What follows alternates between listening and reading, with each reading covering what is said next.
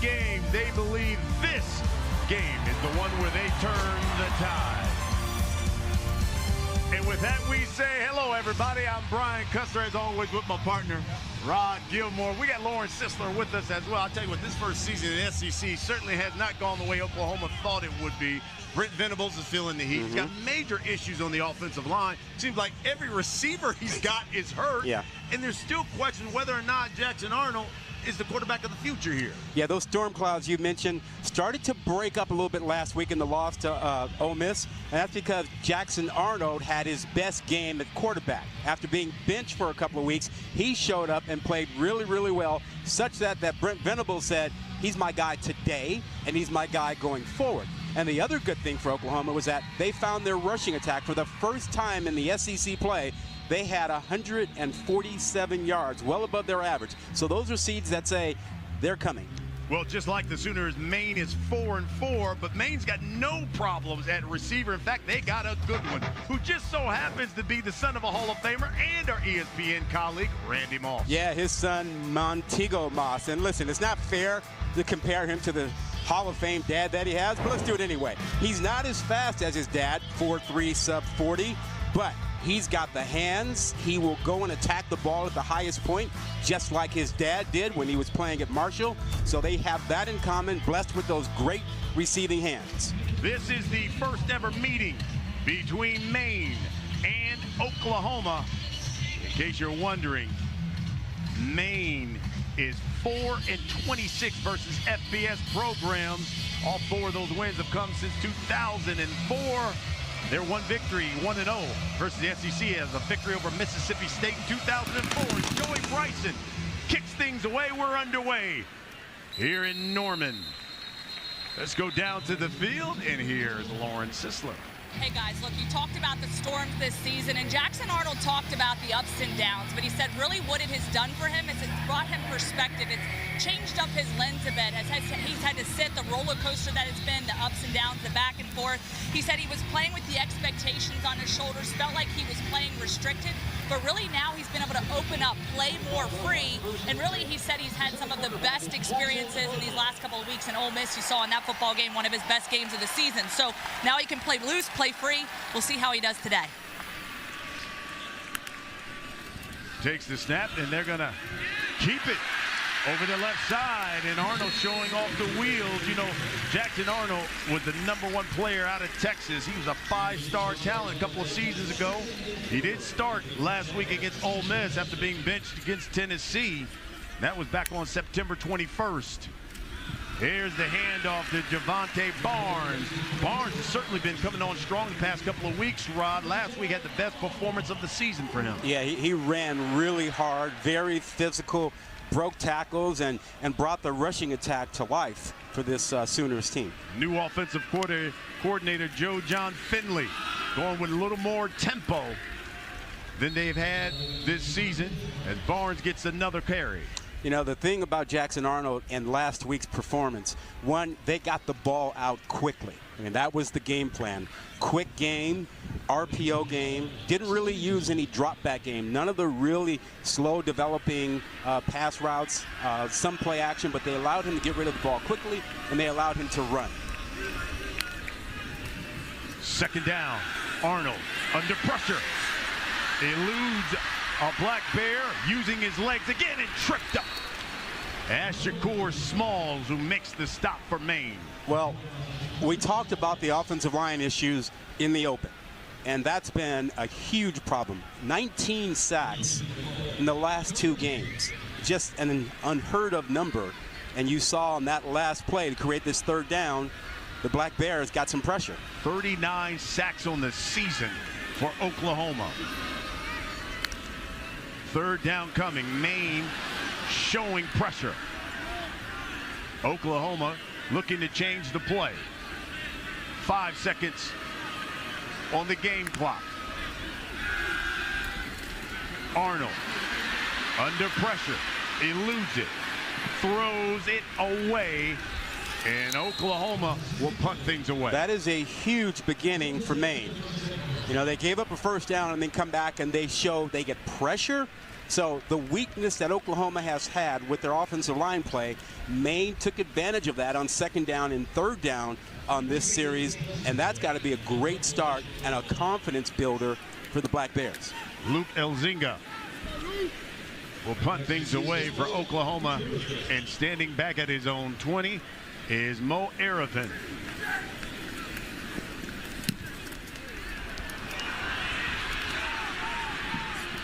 Short punt and rolls out of bounds at the 30, and that's where Maine will take over. Just a 31-yard punt for Oklahoma. So here comes Carter Peavy for Maine. Grad student, transfer out of Mercer. You know, he threw for a season high 279 on a career high 29 completions to 11 different receivers last week in the loss to Rhode Island. And he is not scared. He is not in awe of playing in this stadium. He has faced big-time opponents before while at Mercer, Alabama, Auburn, Mississippi State. So this will not awe him to be in this environment. Jahari Martin in the backfield. He gets the call first over that left side and picks up a couple. Now, Peavy is a guy who can throw it, but you know what? He can run it too. Take a look at what he did last season against Ole Miss. Yeah, we were talking about it. He has played against big-time opponents and had success. So he's going to play with a certain amount of confidence in this ball game because he's been there, done that. Came in the spring to Maine. He's known as an accurate thrower. 2nd and 9 for Maine. Fake the end around, and he'll throw it out of the backfield, but too short. He one-hopped it to Martin. Yeah, he had something there had he been able to get that ball up there. And listen, Maine has to punch first. I mean, their defense went out and got a good stop. The Maine offense now has to punch first. They're in a tough situation here with 3rd and 9 because this is a very aggressive defense. They will come after you. Top 4 in sacks this season, and this is the situation they want, and they will turn loose everybody, including our Mason Thomas, who's an outstanding speed pass rusher on the edge. Yeah, Oklahoma 3rd in the SEC in sacks. They've got 26. You know, Mikhail Waters, the offensive coordinator for Maine, told us we have to be efficient on 1st and 2nd down. We have to have 3rd and short. They don't have it here. Let's see what they do on 3rd and 9. They move the pocket and throws, and it's complete to Montego Moss, and he looks to be about a yard shy of the line to gain. Yeah, he's not happy with himself because he knows that he should have run that route a little bit deeper. You know, he's got to push this up because you know you're coming back to the ball, and just a little short of it. And how about this?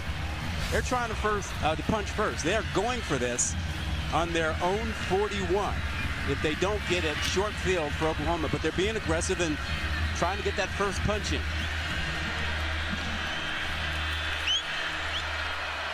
4th and 1 for Maine, and a flag comes in.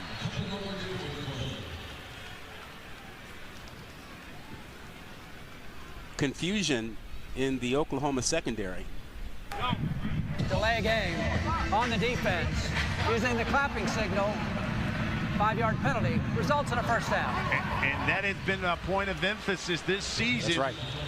Making sure that penalize the defense when they're trying to mimic the offense. Well, and the defensive coaches are really upset about this because they're saying, hey, look, we like to move our defensive line, and how do we do it? You're telling us we can't talk.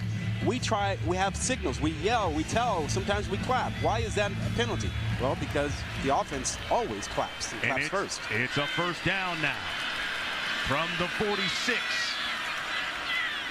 to the outside, receiver screen. And brought down close to midfield. It'll be interesting to see if the Black Bears try and take a shot down the field here. You're at the midfield area. They want to be aggressive. They want to get the first punch in. This is a defense, though, that almost never takes the safety out of the middle of the field. And he plays pretty deep. Give him 3 yards. You're looking at 2nd and 7.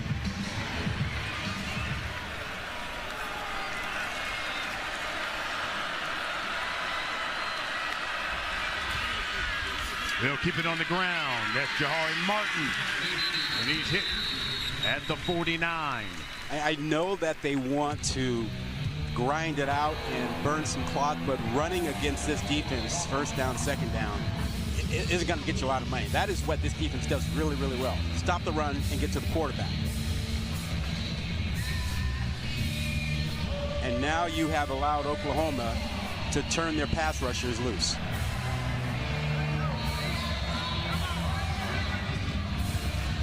Third and 7 for the Black Bears.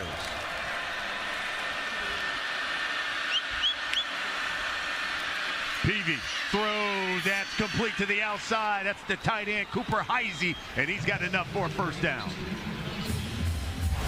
And this happens because Moss runs off the coverage. Look how he clears out, and there's space created, and that allows Heisey to get the catch and pick up the first down. This is a fairly confident-looking Maine offense.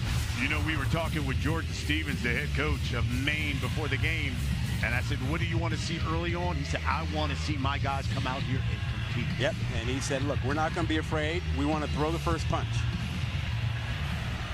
First and 10 from the Sooners. 48. Or 43. Check that.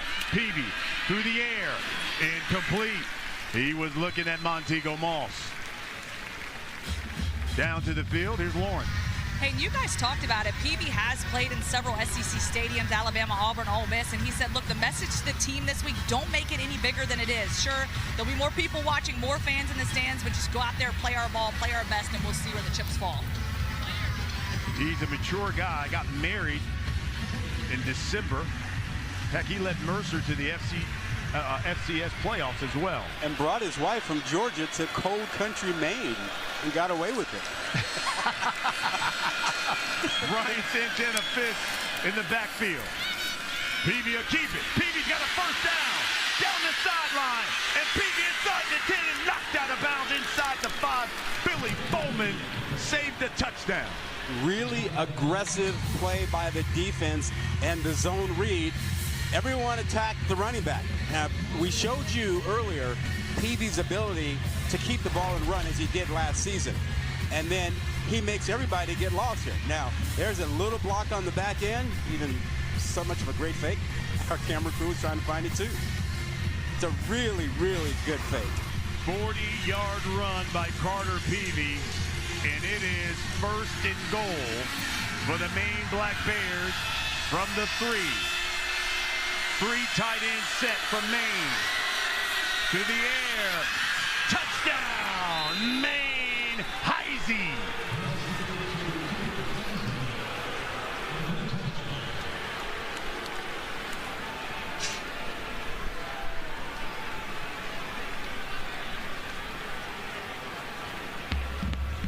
And there's a smattering of boos in the stadium now. You said punch first, and the Black Bears do just that as they go 9 plays, 68 yards. And how much time? How about Carter Peavy, too? Led that clock. 40-yard scamper, went 4 of 6 through the air. Extra point is good. And it is Maine who strikes first. Heisey with the touchdown catch as the Black Bears roar first here in Norman.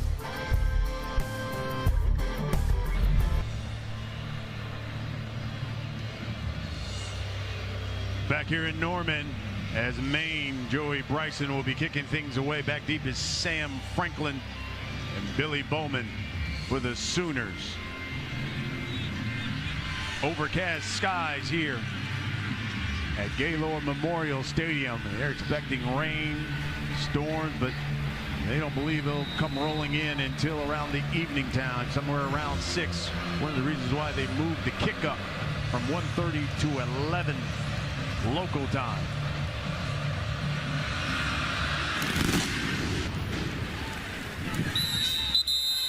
Maine, you talked about punching first, and I'll tell you what, they certainly did that thanks to Peavy. Yeah, this is a tough view, I know, but I want you to see the entire field and see what happens here. Oklahoma loses the edge, loses leverage when their defensive end crashes down, and Martin, the running back, comes out and around and blocks the remaining guy, the corner. So a loss of leverage and an extra man to block opened up a huge run for Peavy. Keep in mind, Oklahoma has won their last 2 games against FCS schools, 48-0 and 76-0. Down 7-0 here early on, and they keep it on the ground. And Javonte Barnes is loose. Barnes down the left sideline. Javonte Barnes, a big-time house call. Devin Vaught trips him up, but it was too late as Vaught goes 75 yards to the house. You want an answer? That's an answer. And you know, there's blocking, and then there's a running back doing what he was born to do. Make guys miss. Previous play is under further review. Longest run of the season for the junior out of Vegas, who's their leading rusher.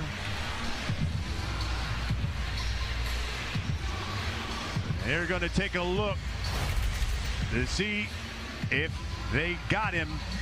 He was starting to run out of gas at the end there. Ooh, that knee. That knee may have come down at the 1. And where's the ball? Where's the ball when his knee touches? That's the real critical issue. That was a good look from our pylon cam. Watch how many guys he makes miss inside.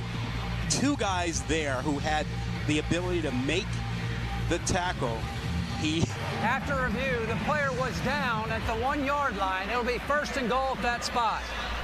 So a 74-yard run by Javonte Barnes. Still longest run of the season for him and any OU player. If anyone gets the football down here other than Barnes, that'll be a shame. He needs to finish this off.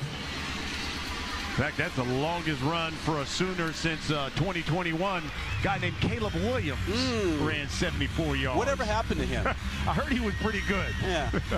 Quarterbacking still, maybe somewhere? Yeah. So 1st and goal for the Sooners from the 1. Let's see if they give it to Barnes.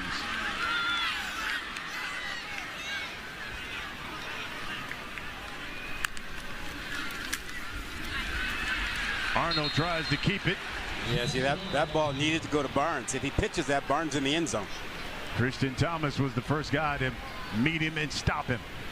You know, we could see the rushing attack coming alive last week. There's an option to pitch it, and he doesn't. This time he gives it to Barnes. Barnes, full steam ahead. Touchdown, Oklahoma.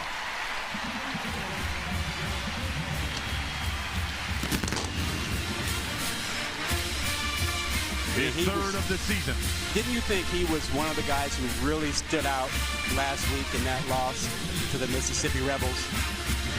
Had 16 carries, 67 yards. Also had 5 catches for 57 yards as well receiving. And it was the way he ran. He ran through tackles. He ran hard. He finished runs falling forward. And then today he comes out and he makes 2 potential tacklers miss in the open field. Extra point by Keltner is good, and we've got a 7-7 tie here in Norman, Maine. The Sooners 7-all. We're in the 1st quarter. Oklahoma came into this game last in the SEC in rushing. Javonte Barnes certainly tried to put an end to that. Yeah, and from the Maine perspective, this ought to be a 6-yard run.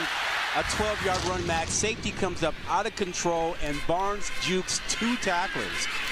And that's the kind of performance that you need. Trevin Ewing of Maine across the 25. The leg still churning. And he's brought down close to near the 30. One more look at that.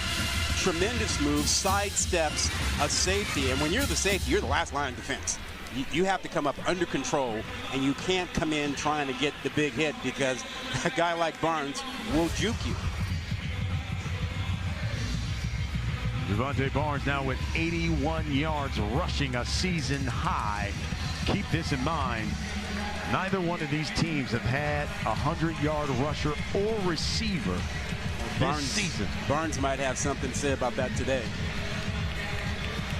Ryan Santana Fiss in the backfield along with Carter Peavy. Two tight ends for Maine. Through the air again, and that's complete. That's Mo Arifin. Have you ever been to Maine? Have never been. Oh, you got to go. Bar Harbor, beautiful place. Went there this summer. Yeah. Great lobster, close to the Acadia National Park. Fantastic. We were told by the head coach today that a lot of families who come to visit their players go and stay in Bar Harbor and then go to the university about an hour's drive away. 1st and 10.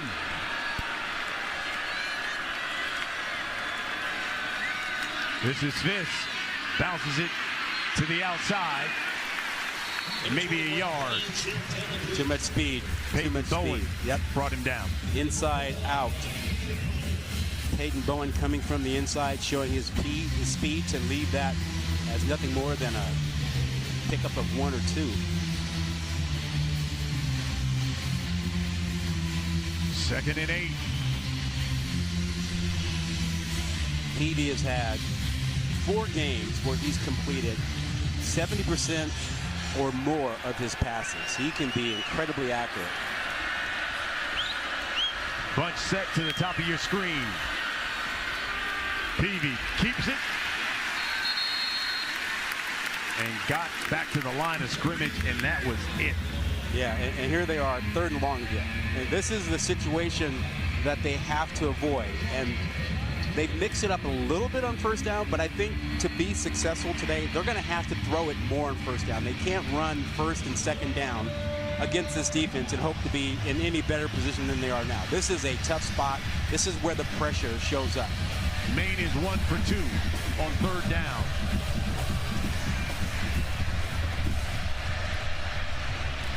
They've had a lot of 3rd and longs here thus far.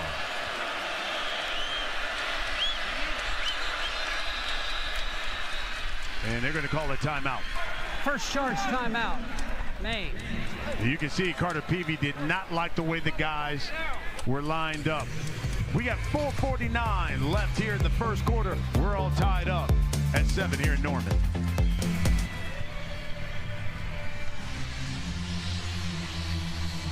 All tied up at 7 on Military Appreciation Day here at Gaylord Memorial Stadium in Norman, Oklahoma.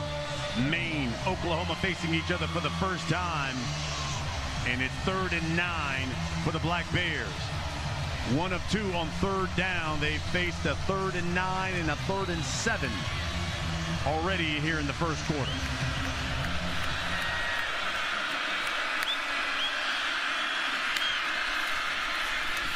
Peavy flushed. Plenty of room if he wants to run it.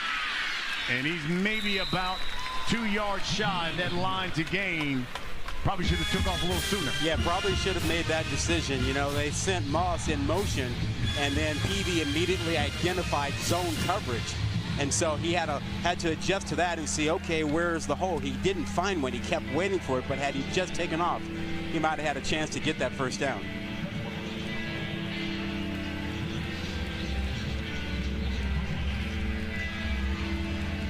Aiden Cahogan. Punt things away. Peyton Bowman standing back at his own 10.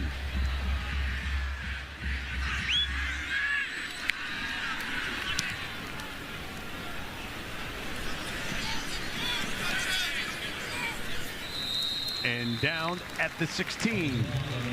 Well, tonight at 7:45 Eastern, 6:45 Central on the SEC Network, we'll have 120th border battle. Kentucky, Tennessee.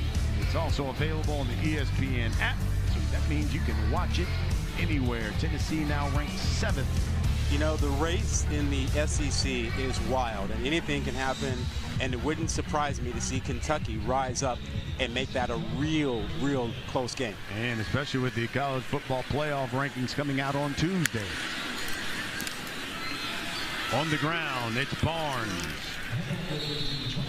Well, rushing the football is a pretty good approach for an offensive line that has struggled to protect the passer. It gives them an opportunity to be physical, to be aggressive, to get some confidence, and to move players around. To the outside, that's J.J. Hester.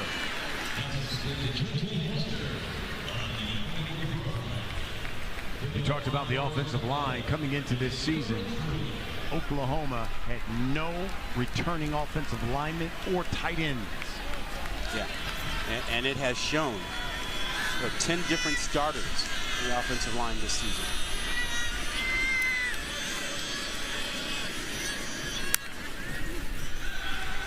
Arnold swings it out to Barnes, and Barnes tripped up at the 42-yard line. Now the challenge from Maine's defense is to recognize that this is a quick and short passing attack, and you need to really focus on jumping, corralling those short routes. The quick passing game, the RPO game, Oklahoma has not shown an ability to throw the intermediate or the deep routes. And they're going to need that the last 3 games of the season, but Maine needs to really adjust and really jump on the shorter routes. This is the freshman Taylor Tatum. He's at Longview, Texas, seeing his first action of the afternoon. You know, Maine is punching above its weight class and taking on Oklahoma here. Hester, and he's in the Black Bears territory. Oklahoma tempo going fast. It is a bigger, stronger offensive line facing a little bit of an undersized defensive front. They keep it on the ground. And Tatum again, he's the freshman, also plays on the baseball team. He plays both sports. He's going to be the center fielder for Oklahoma this season. And as you would expect, has really good hands, because when you're a center fielder, you know how to track that ball down and make catches, and that translates to catching the football. DeMarco Murray, now the running back coach here at Oklahoma, says he has the potential to be the quarterback of the future. To the outside, that was for Hester, but overshoots him. You know, because that's the thing we've been talking about. Making plays down the field. They really haven't gotten much production out of the wide receivers. I mean, they'd be happy to have Deion Burks back. That would help. But they struggled. And this is another third down situation where you would like to see your wide receivers step up. 3rd and 7.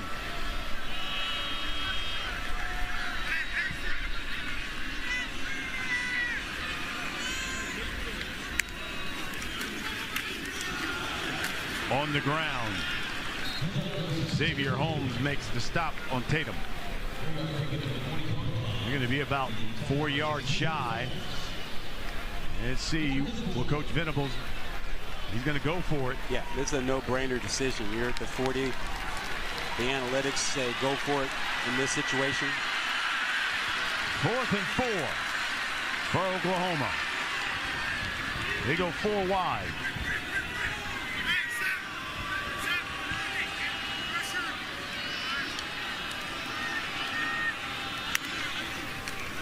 Arnold throws quickly over the middle, and that's complete. First down. They're like Jacob Jordan. Yeah, it was. And the guy covering him, Kamara, gave him too much room. You have to be situationally aware. Know where the first down marker is. Arnold to the outside to Brennan Thompson. You see, he motioned to him. They looked at each other, and he said, no. And this is his game. I mean, Arnold loves the quick passing game. Get it out quickly, and he's accurate with the football. That's why if you're Maine, you can't play far off. Yeah, timeout for an injured player. Timeout for an injured player. Matt Loeffler is our official, and you can see that was Troy Everett. He's a transfer out of Appalachian State. He's finally back in the lineup. Yes. He's been a key guy who's been missing up front that Oklahoma was thrilled to get him back on the field today. So that means Branson Hickman have to replace him as center. He's the transfer out of SMU. 2nd and 4 from the Maine 27. On the ground, maybe a yard for Tatum. Notice how Tatum does a nice job of avoiding a loss, fighting for the extra yard. Good running back. That will be the final play of the first quarter. So it'll be 3rd down for Oklahoma. They're all tied up at 7. Playing Maine for the first time in program history. We'll be back here in Norman.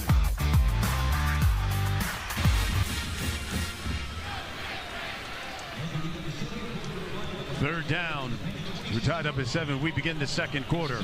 Oklahoma at the Maine 25-yard line. This is the 12th play of this drive. They keep it on the ground. And Tatum puts it to the outside. Cuts back.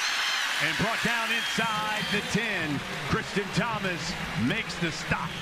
His ability to sidestep and move laterally changes everything. That play was stopped up inside, and he was able to veer out. Going with tempo. Again, they keep it on the ground. Tatum brought down at the 7. Keep in mind, Oklahoma's only averaged like 116 yards rushing. And they went for that $147 last week and got some confidence, and they're trying to add on to that today by really emphasizing the run. Already at 125 on the ground. And more. Down to the 1 is Tatum. Great lateral movement again. He's going to be a special running back. They say the running back of the future. He was the #1 high school running back last year, and there he is. And caps it off for a touchdown, Oklahoma.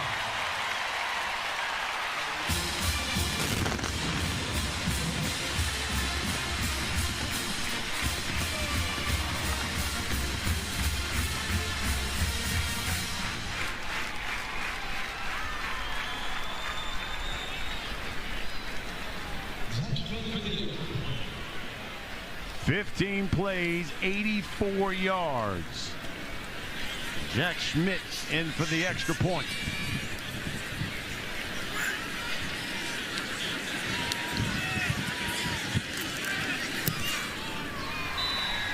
And the Sooners take their first lead of the game now, 14-7. And boy, have they been getting it done running the football. Yeah, it really has been a tandem approach with Barnes and Tatum, and they both have been outstanding. And this is the thing. Look at what they've done on the season, an average of 117 per game. 132 already today, and expected. They should be able to run the ball against Maine. They're physically superior, stronger, bigger. You would expect that. The other thing that we're going to look to see is, do they improve on the passing attack? That is something Oklahoma is going to need in their next 3 games. They're not going to be able to show up and just run over their next 3 opponents, Missouri, Alabama, and LSU. They're going to have that intermediate and that deep passing attack. Well, one of the things that the new offensive coordinator, Joe John Finley, who, again, was the tight ends coach, first time for him ever calling plays. This is Trevin Ewing from his own 1. Oh, and he's brought down at the 10. You can feel the momentum starting to flow for Oklahoma. Defense gets a stop. Offense, 15-play drive, they get a touchdown. Special teams comes up with a big play. Good tackle to put Maine back up in the shadow of their own goalpost. So momentum now is starting to roll with Oklahoma. So Maine is in trouble if they can't respond. Well, let's see what Mikhail Waters, offensive coordinator of Maine, and his Black Bears can do. Jahari Martin's in the backfield. They go with 2 tight ends from their own 13. Davey gives it to Martin. And he runs into a Boomer Sooner brick wall into Sam McCullough. Well, again, I don't want to keep repeating myself, but the strength of this defense is the run defense and attacking the quarterback on third down. And you keep running into that wall on first down, you're playing right into the hands of Brent Venables and the Oklahoma defense, because nobody is more creative about pass rush and mixing up coverages on third down than Brent Venables. Zach Alley on the defensive coordinators, along with Todd Bates and Jay Valai. Peavy throwing on the run and complete. Mason Gilbert. He's a guy at 6'7", 6'8", big target. Great catch. Yeah, I mean, that ball was a bit behind him, and he reached back and got it.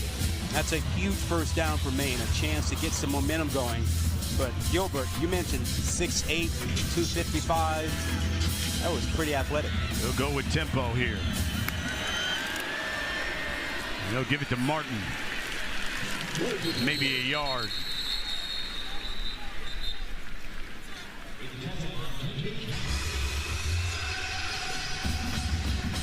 Second and 9 coming.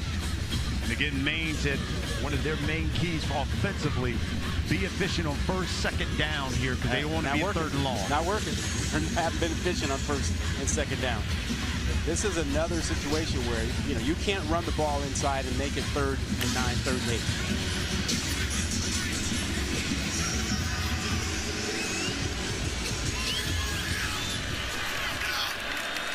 Maine to go with 2 tight ends. Heisey in motion. Watch the pressure off the back. Peavy escapes. Throws back to Heisey, who's down right there at the 24. Flag, though, on the play.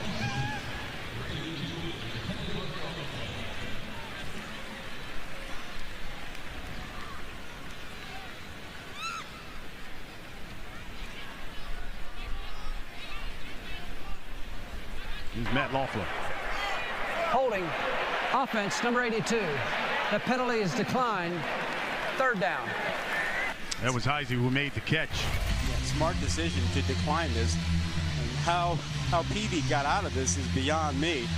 I mean, at the tackle. I guess the tackle helped him, huh? I mean, if you tackle a guy when he's about to sack your quarterback, that'll help. That was Eli Bowen, who was coming in, applying the pressure. Tavion Banks is checked into the backfield for Maine.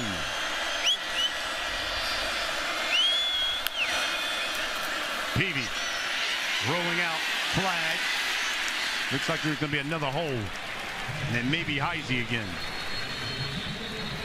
Well, see, this is the problem. When you get in that 3rd and long. Holding, offense, number 82. That penalty is declined.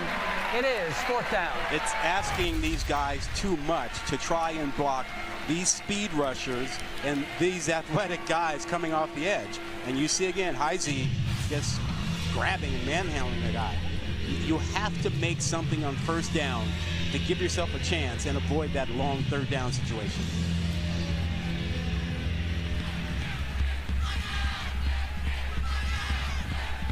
Aiden Cadigan, Peyton Bowen back deep for Oklahoma. And they put mounds of pressure on that one. Bowen. Ooh, he's hit at the 40. That's where the Sooners to take over from their own 40. We're in the 2nd quarter. Oklahoma.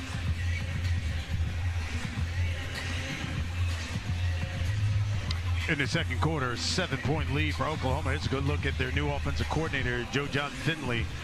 He's the new offensive coordinator. You know, one of the things he told us was, he said, compared to what I was seeing early on to what I've tried to do is, number 1, create positive plays on 1st and 2nd down and then go more up-tempo. We've seen that going more up-tempo. We have, and those rankings, to put it bluntly, are just awful. And so they had to do something, and Brent Venables fired Seth Luttrell and replaced him with Joe John Finley. Play action and incomplete. Had it, dropped it, was Brennan Thompson. Don't you feel like this is sort of an audition for him as the new offensive coordinator, Joe John Finley?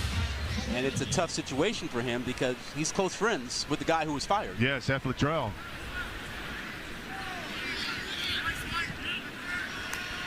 Positive plays on 1st and 2nd down. He's looking at a 2nd and 10.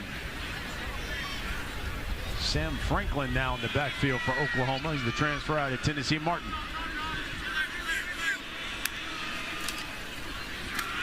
And here's Sam I Am.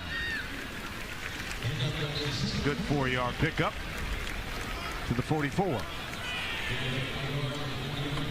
We have not seen Bauer Sharp, tight end who is the leading receiver for Oklahoma. We've not seen him even really be targeted yet.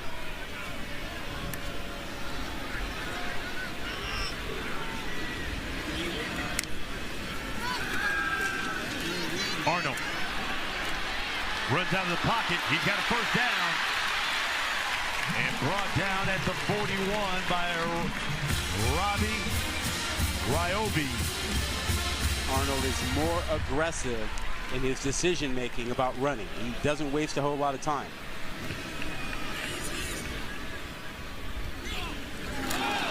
Oh, look at that snap. Way over the head.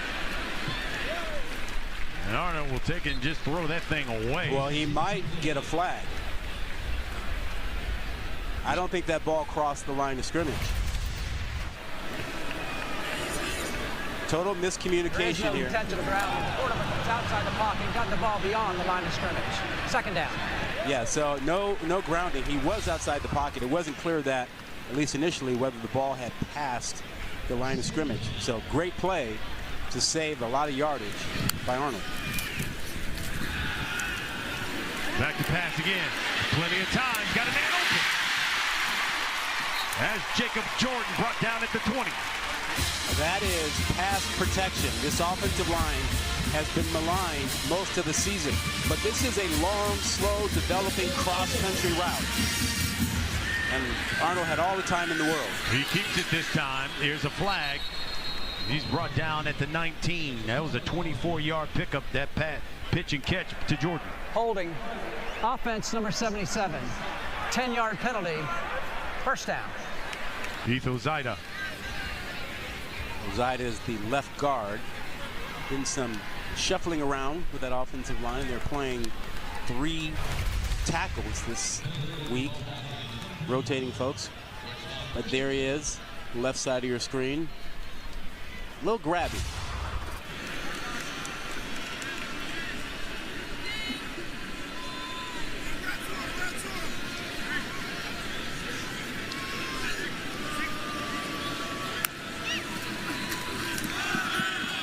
Again, Arnold keeping it, and again, Arnold using the legs. He gets down to about the original line of scrimmage, maybe a yard more. You can see the difference in speed and athleticism with Oklahoma's offense against this defense. Any amount of space, they're able to really use and take advantage of it.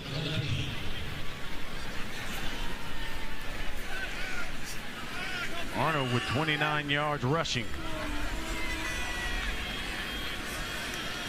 Got split backs, Barnes and Franklin. They go to the option. And a fumble. And it's Maine who comes up with it.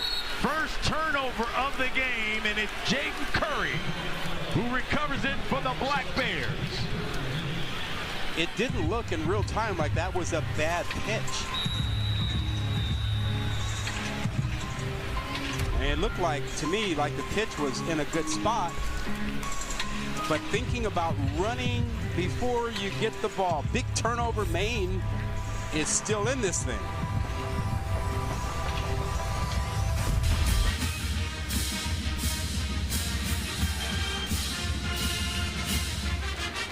(14-7) is our score here. Do you know the Sooners in their 4 wins, they've outscored their opponents 56-6 off of turnovers. But in their 4 losses, take a look.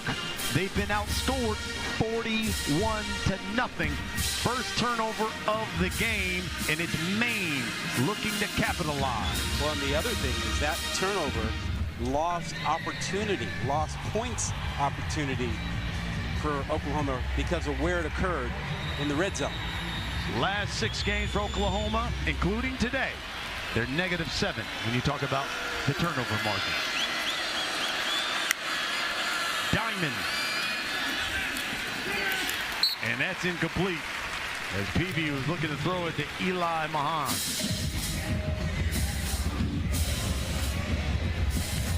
This is the guy they got to get the football to, Teague Moss. And look, first down, they haven't been able to do anything. 2.7 yards per play. You got to get over 3 yards on first down if you're going to stay on schedule. And part of that means having Moss on the field and getting the ball to him. I mean, he is their guy. And he's only been targeted twice in this game so far. 1 catch for 8 yards. Carter Peavy, 7 for 11, 40 yards and 1 touchdown. He'll keep it and gets upended. It was Eli Bowen who took his legs out. And here we are again. 3rd and long. And the question becomes, how do you block our Mason Thomas on the edge? How do you deal with any of the linebackers who might show and come in this situation? Maine is 1 for 4 on 3rd down so far in this game. And all 3 of these 3rd downs have been at least 3rd and 7. Showing pressure, simulated. Peavy throwing to the outside, looking incomplete. He was looking at Teague Moss. He had him out there, but was under duress. Now you see Moss runs this corner route. A little bit more accurate ball, he can make that play. And I'm looking, there's 2 receivers there going to the same direction. Can't happen. Someone can't happen. Blown assignment. Maine have punted away from their own end zone. Peyton Bowen standing at his own 35. Short kick. Oh, wow. Wow, that thing goes out of bounds around the 40. That is like a turnover.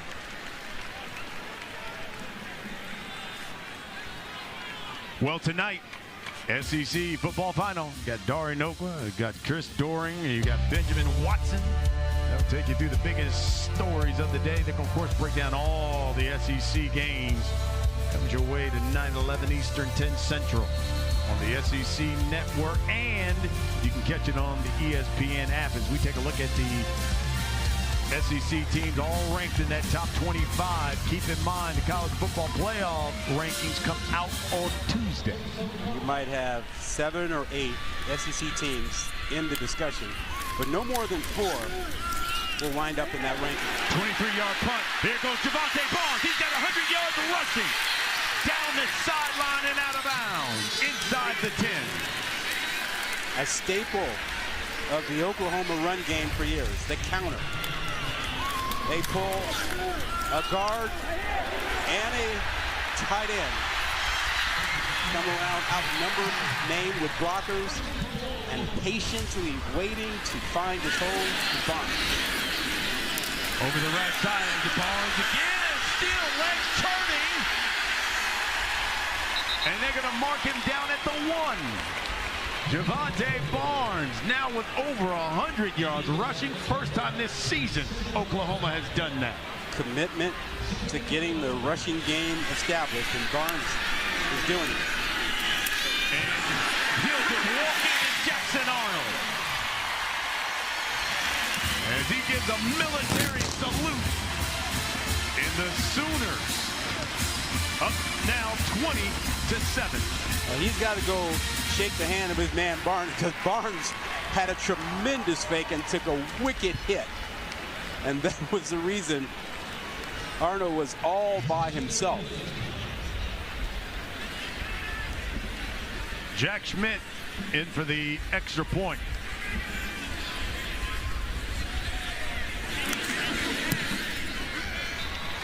So Oklahoma turns over the football, gets a stop, and then Javonte Barnes, a 29-yard run, sets up this Jackson Arnold for 6, and it's the Sooners up 21-7.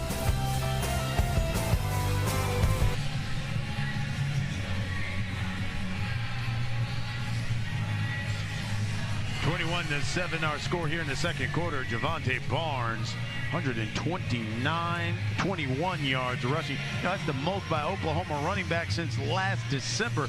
Remember Gavin Shawchalk, who's out today because of a quad injury. He ran for 134. That was against Arizona. I think that 134 is going to be surpassed.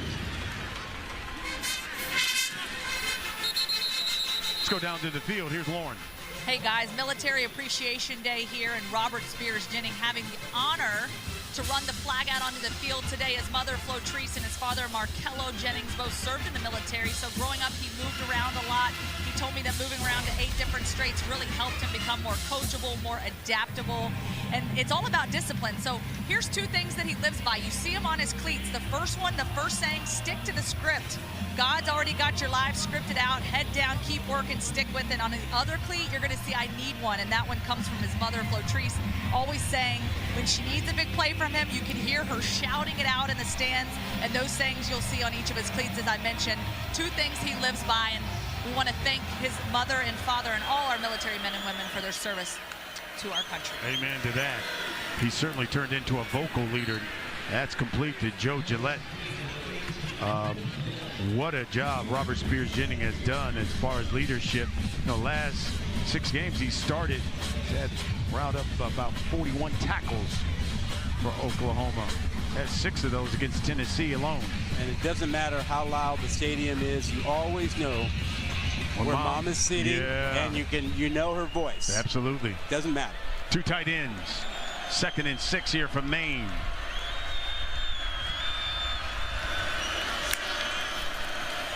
Peavy got pressure up the middle.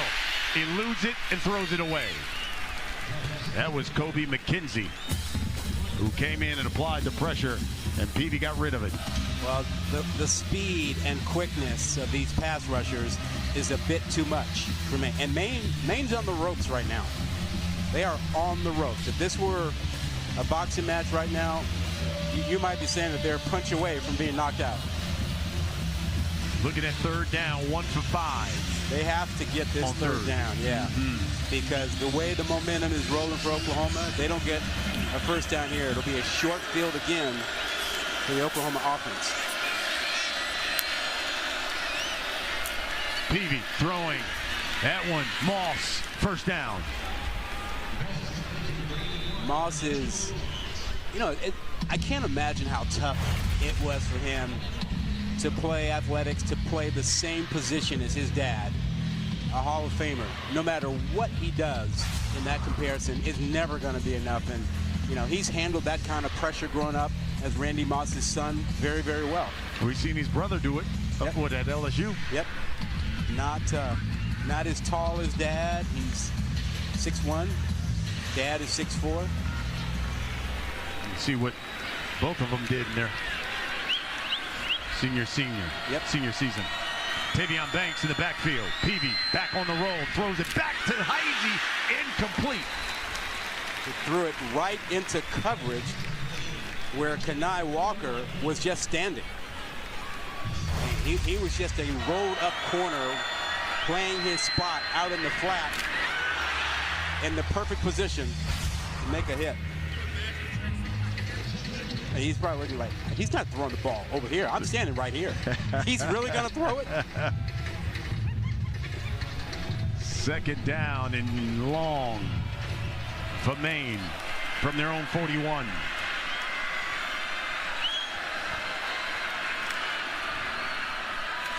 On the ground is Banks to the 45. What does Maine do to give Peavy a little bit more protection? You use an extra tight end. You have your running backs chip on the outside. Do you move the pocket? They have to do something to get Peavy a little bit more time. And if you're Maine, you want to talk about the urgency to score here. Yep. You defer, you get the ball to begin the second half. You want to go into the half with a score and then come out and get the football again. That's right. Big 3rd down for Maine. 4:30 on the clock. Peavy under pressure, throws. Here's Banks. Eludes one sooner. And he's maybe about 2 yards shy of a first down. Another big decision here for head coach Jordan Stevens. Not much of a decision. He's got to go get this. They cannot turn the ball back over to an Oklahoma offense that is rolling right now. This is a chance to pick up a first down and to stay connected. They are on the ropes right now. And they're going to decide to punt it away. Wow. Wow. We'll see what the remaining 4 minutes brings, but I can understand he doesn't want to miss it and give Oklahoma a short field. But I feel like you got to go get that one.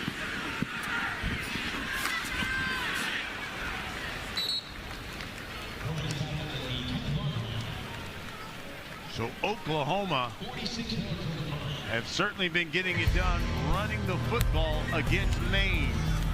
Well, and it's a big thing because they've struggled mightily running the football, and that made everything tougher. It made the quarterback's job tougher. But Barnes, we saw this coming last week. He ran really well against Ole Miss. Only 67 yards rushing, but it was the way he ran the football. And as we talked to the staff this week, they had the same reaction, that he really ran well, and they were really confident that he is establishing himself as the go-to running back. Oklahoma with 199 yards on the ground. That's the most they've had in the first half. You got to go back to 2019 when they had 228 against UCLA. Under pressure was Arnold, and that pass is incomplete. He was trying to get it to Tatum, and Jermaine Baker was the guy applying the pressure to Jackson Arnold. Yeah, and if Baker's eyes, I'm sorry, not Baker, if Curry, 17, if his eyes are following the ball, he's got a pick. And he was focused on the running back. I understand that, but if he's paying attention, that's a pick right there. Arnold, plenty of time. Now flushed out of the pocket. Throws on the run. He's got a man. He's got it. J.J. Hester is going to the house. 90 yards.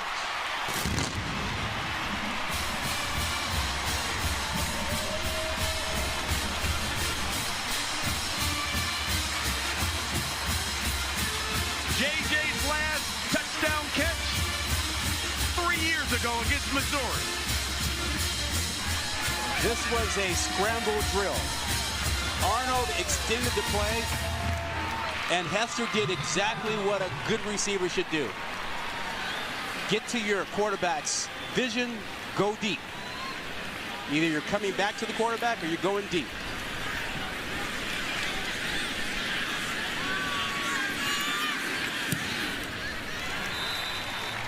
Extra point is good. And I go back to when Maine made the decision to punt the football. You said that's because it's an Oklahoma offense that is rolling. You don't want to give them back the football. Nope. And you got Arnold who extends the play. And you see at the top of the screen, Hester recognizes that he's got his quarterback coming to his side. Scramble drill. They do it in practice all the time. So he goes deep, and Arnold gets it out to him. And listen, we said that Maine was on the ropes. That might have been your knockout punch. That's the first 90-yard completion for Oklahoma since 1995. Eric Moore to P.J. Mills. That was against Iowa State. That is something Oklahoma's staff has been waiting for a long time. A big play in the passing game. Well, here comes Carter Peavy and the Maine Black Bears. They've got 3 minutes. Well, your earlier point still is relevant here. You've got 3:16 to do something, and then you get the ball to start the third quarter. So you have to make something happen here. They like to be deliberate. At 3:16 is plenty of time for most teams. I'm not sure it is for Maine. You got a couple of timeouts. And you got the 2-minute timeout. Yep. So in essence, you got 3. Yep. To go 75 yards. And the last thing they can do is go 3 and out and give Oklahoma the ball again. Under center. End around, jet sweep. As Trevin Ewing. Let's see if they go hurry up here, or if they're going to be deliberate and just let the clock burn. I think it looks like they're going to be deliberate. And for Maine and their head coach, Jordan Stevens, the worst thing is giving the ball back to the offense. So they want to eat up this last 2 minutes and 40 seconds. Diamond formation again. And a flag.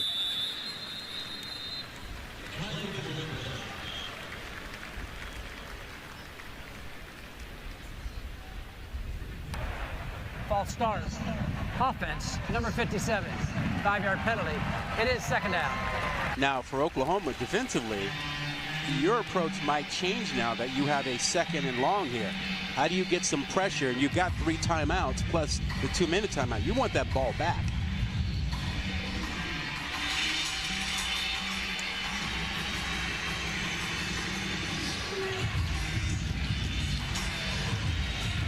Coming up on the 2-minute timeout.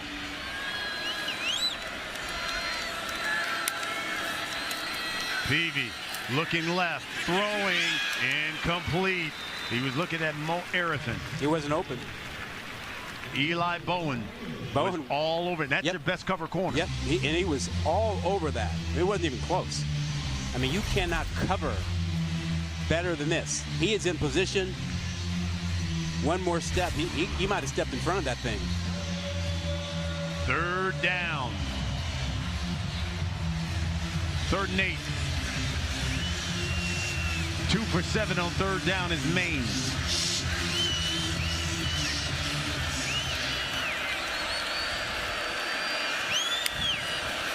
They bring pressure. Peavy, sack. Danny Stutzman, he's their stud. That is the 2-minute timeout. Their leading tackler, heart and soul of the defense, comes up with the sack.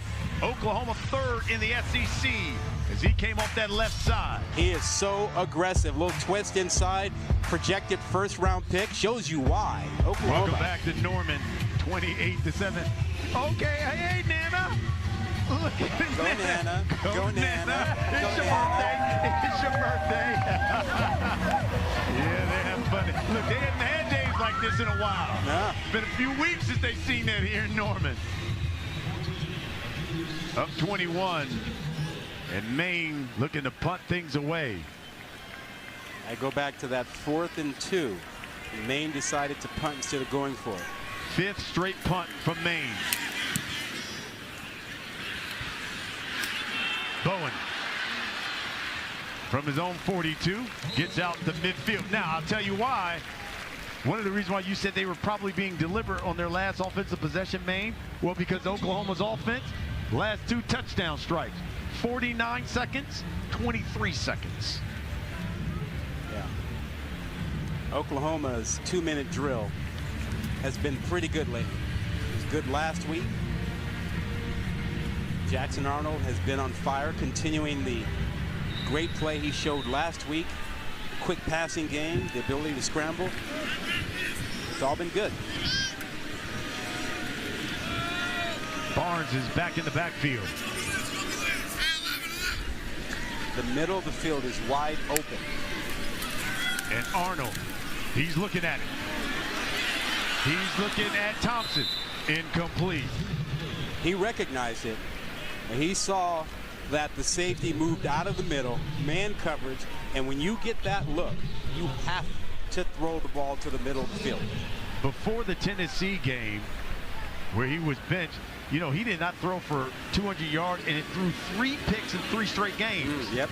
But he's thrown for over 400, 3 TDs, no interceptions over the last 2 games, yep. Jackson Arnold. They're asking him to do only what he's comfortable with now, and that's the quick passing game and the RPO game.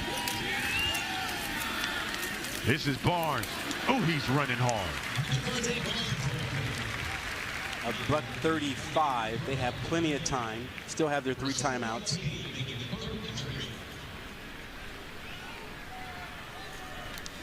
Barnes with 128 on the ground and more. That left side of the offensive line, Logan Howland, Jacob Sexton, doing a really great job on that last play. 15 more. That one to the outside, incomplete to Jordan.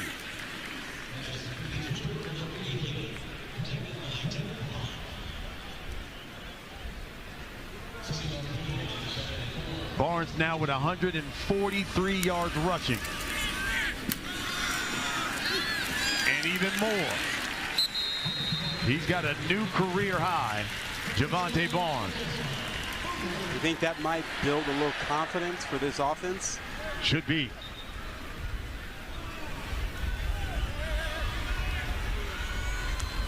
From the 15, Arnold looking, throwing. That's Bauer Sharp, the tight end. He's inside the 10. Well, look at there. We've been waiting for Bauer Sharp all day to show up. He is a tremendous tight end. Great size, catches the ball well, really good blocker, leads the team in receptions. He's been the go-to guy while they've waited for the wide receivers to become more productive. Under a minute left in this half.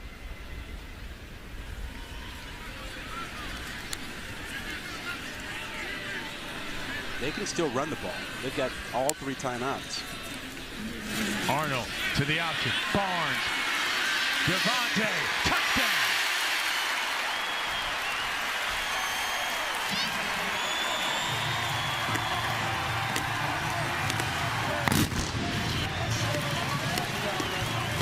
Too much speed. Too much speed, too much athleticism on this Oklahoma offense compared to Maine. Barnes just showing you he can outrun the defense. Minute 17 is what it took Oklahoma. The score 6.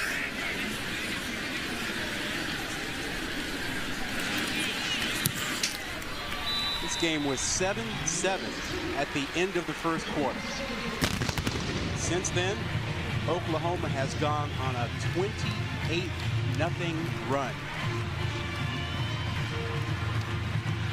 Down to the field, here's Lauren. All right, and you look at the scoreboard, 35-7, and really the goals have certainly shifted for the start of the season. Now 4-4, Oklahoma at risk of not making a bowl game for the first time since 1998, y'all. They hold the longest bowl-eligible streak in the country behind just Georgia. And guys, the road ahead isn't easy. After today, we got Missouri, LSU on the road. Then there's Alabama back here at home. But Coach Venables told us, look, today's about us. It's about building confidence. It's celebrating even the smallest victories and knowing they can and will work their way back to the standard of football that has been created here at Oklahoma. ESPN Analytics, Lauren, says the Sooners have a 61% to reach 6 wins or more. You talked about it. They have appeared in a bowl game in each of the past 25 seasons. Second longest active streak in the FBS behind Georgia, who has 27 straight seasons. And this is what they're facing after the Maine Black Bears today. They've got on the road to Missouri, they've got Alabama, and they've got to go to Death Valley to take on LSU. Not an easy road at all, which is why this game is so important to get Oklahoma to 5 wins, and then they'd have to get 1 out of the last 3 to be bowl eligible. Hard to think that we're talking about Oklahoma just trying to become bowl eligible. Yeah. That is a marked change in difference. Maine will get the ball to begin the second half, but Oklahoma, 21 points in the last 6 minutes. 4 touchdowns have come on the ground. You know, they only had 7 in the first 8 games. They got 4 of them in this quarter. And they're up 35-7 here at the half in Norman. Looking to put an end to that losing streak. They're up 28 here at the half.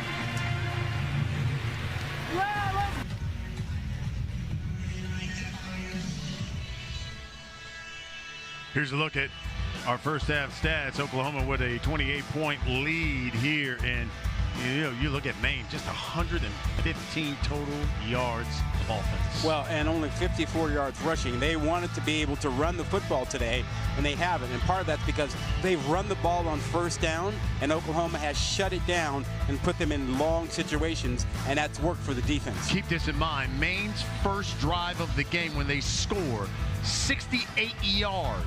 Since then, just 47. Nothing. Down to the field, here's Lauren Sisler. Hey guys, I talked to Coach Venables coming off the field, and he said, look, we're making some explosive plays in the run and pass game, but the bottom line is it might be 35-7, but we are playing sloppy football. He wasn't pleased with that. He said, look, we didn't have the edges on defense. We're too loose in our coverage. Those were the big things, but he did say we are building some confidence with younger guys on the line, some of the younger receivers that are in, but he said we've got to tighten up our coverage, we've got to tackle better, make them earn their stuff, and he said take care of the football and create some more explosive plays. That's what he wants to see from this football team here in the second half. Well, Javante Barnes is certainly giving them explosive plays. He's got 158 yards rushing alone by himself, a career high for him. Listen, that's the most by a Sooner in the first half. Got to go all the way back to 2015 and Samaje Perine when he ran for 222 against Kansas. Yeah, but what I want to see from this offense, though, I want to see them give this offensive line a chance to pass protect. They're not going to run for 236 against Alabama, LSU, Missouri. So this is expected today against an FCS opponent. But what they need some work on is pass protection, get that offensive line comfortable doing some of it, and getting the ball to their wide receivers. That's what they're going to need if they're going to win, 2-3 games in November against their SEC competition. Hey, this is what Oklahoma has done on their drive chart as they get ready to kick things away to Maine. Of course, Maine in the FCS, in the Colonial. And for those who don't pay close attention to the FCS, give them the difference between the FCS and the FBS. FBS 85 scholarships, 63 with FCS. And that's the thing you really need to know. And then when you think about teams and how they're constructed, there's usually a big size difference between the defensive line, offensive line in the FBS and the FCS. You can find enough skill players that are comparable, even quarterbacks. There have been quarterbacks drafted highly out of the FCS. Maine has, since that opening scoring drive, 6 straight punts on the ground. Martin. He's brought down at the 30. Oklahoma is 9-0 in program history against FCS programs. As they should be. That's expected. When FCS programs jump up to play Power 4, Power 5 teams, and the big boys with the brand names, they get a nice check to show up, and they're expected to hopefully play hard but not win those games. That's the reason they schedule it.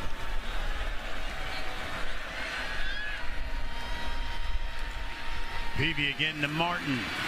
Little counter play. Fumbles the football, and Oklahoma comes up with it. Robert Spears Jennings. Because, they look at every play.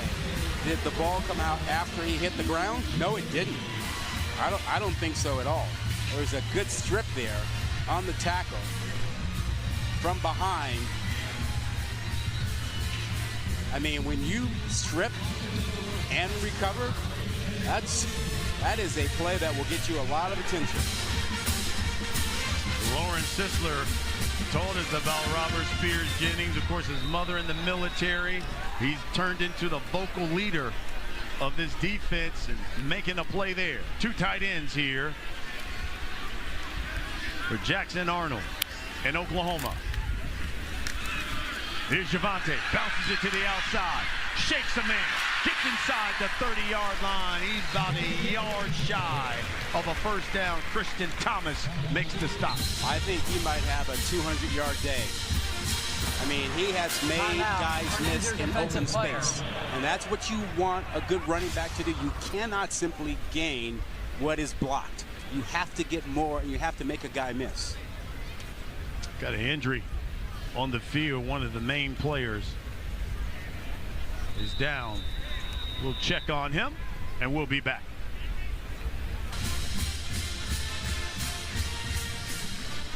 Jackson Arnold last week went 22 of 31 for 182 yards through the air, 2 touchdowns. Look at what he's done here today. 9 of 15 for 166 and 2 more tutties. I think he's starting to feel like he's the guy. I mean, Brent Venables told us yesterday, he's the guy right now. He's the guy going forward. So having your head coach give you that kind of confidence after being benched for a couple weeks is a big thing. 2nd and 1. Through the air, and that's complete to Bauer Sharp, the tight end. Driven out of bounds at the 21. You know, the quarterback position has been a sensitive situation since last December when Dylan Gabriel said he was going to the NFL. Didn't like the grade he got. He decided to come back, and the first thought was he was coming back to Oklahoma. But that raised an issue about Arnold and his expectations to play this year. So Gabriel went to Oregon. And Arnold steps up in the pocket, slings it to the outside. Carry on. And Arnold had the great Alamo Bowl last December, which made everyone go, yeah, he's ready. But then this season, he got off to a rocky start. In comes Michael Hawkins Jr. Hawkins comes in, has a couple of great games, then a rough game, and now Arnold is back in. He is taking control of this position.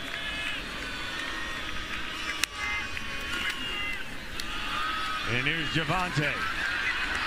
Again, getting to the outside, and again, he got 6.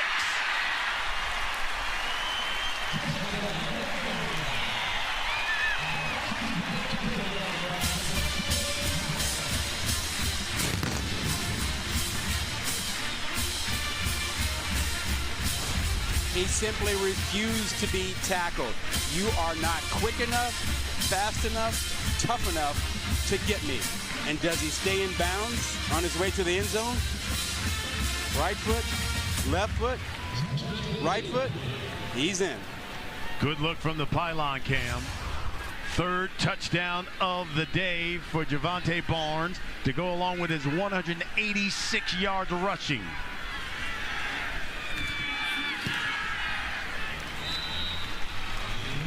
Sooners pouring it on. 42-7 as Javonte Barnes goes 19 yards to the house. He's running for 200. Sooners up 42-7.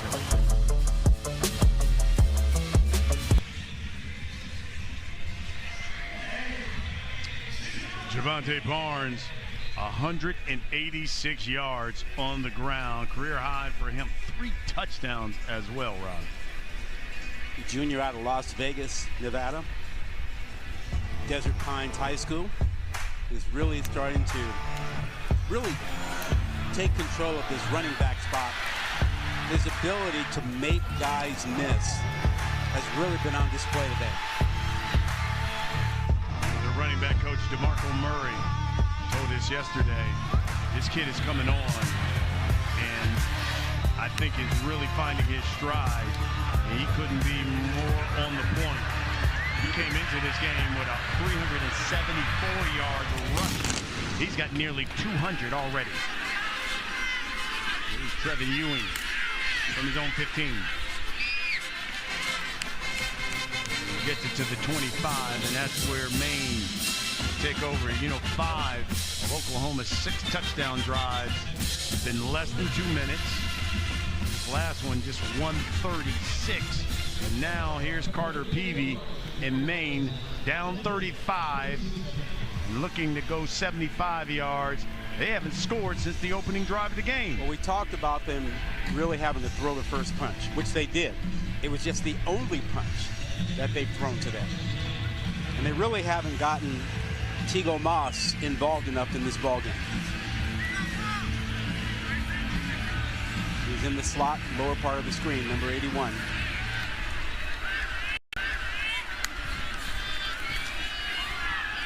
Peavy, he's looking for him. And Moss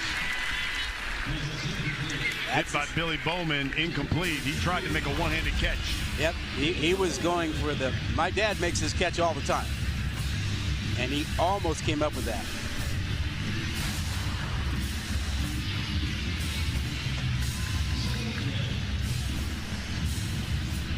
I'd go back to him though. I mean, when he's in that slot, and they know that Oklahoma's playing zone, he can run that cross-country route behind the linebackers and in front of the safeties.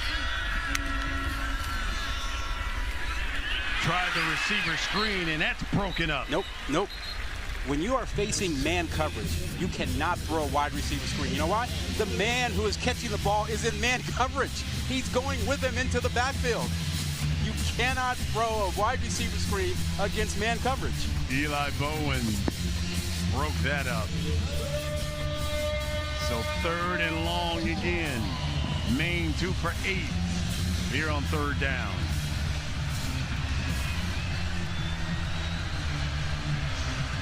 Sustaining drive has been a big issue for the Black Bears. On the ground. Santana Fisk. Nope. Maybe a yard. You know who's inside there? Danny Stutzman? That's the man. He came back this season instead of going to the NFL. And he is projected to be a 1st-round pick. Comes from an athletic family. His father, Steve, played football. Mother, Susie, played basketball at Baylor. His sister, Sabrina, plays softball at Florida State. So he comes by it honestly. It runs in the family. 3rd straight 3 and out for Maine.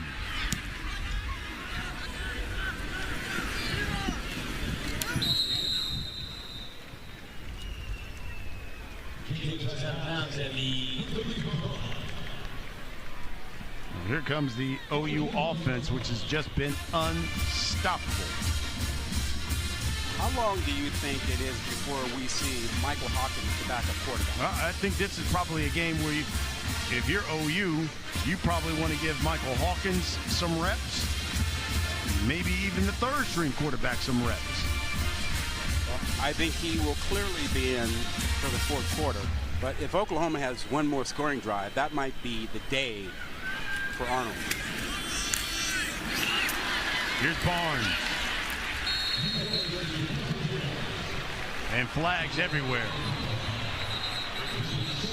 Things getting a little chippy there. Extracurriculars after the play.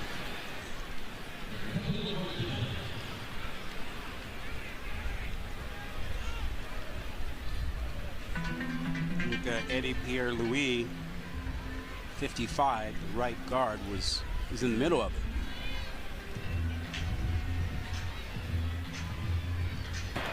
After the play was over, personal foul, unnecessary roughness, number 55 on the offense. 15-yard penalty. It is 2nd down.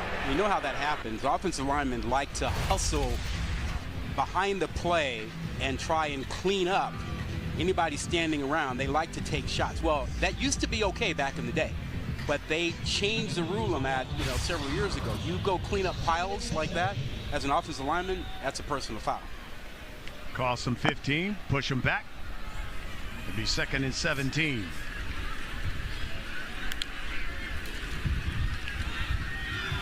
Arnold's going to keep it. Dragged out of bounds. That'll draw a flag. Got to let him go. Shakur Smalls. You're exactly right. It's dangerous over there. A lot of things, a lot of people. There is no foul for a horse collar tackle. It's 3rd down. Oh, I didn't realize they thought it was a horse collar. I thought he simply had. He took him to the ground out of bounds. Okay, you let it go and then grabbed the jersey. Yeah. I thought it was taking him to the ground out of bounds when he was clearly out.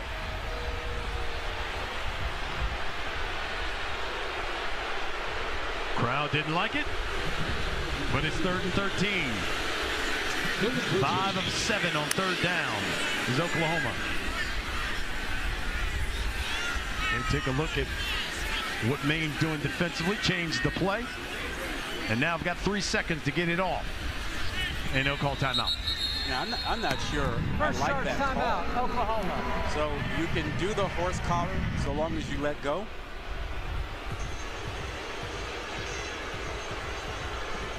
That might be the first break that Maine has caught all day.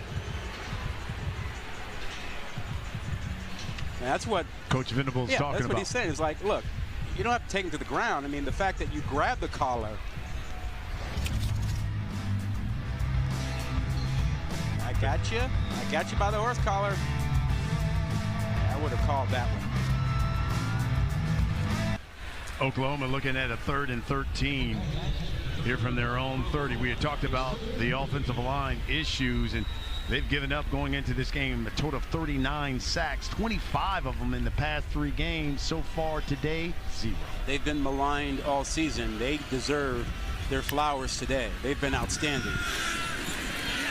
Plenty of protection for Arnold, throwing complete to Brennan Thompson. What a grab as Thompson went up and snatched it.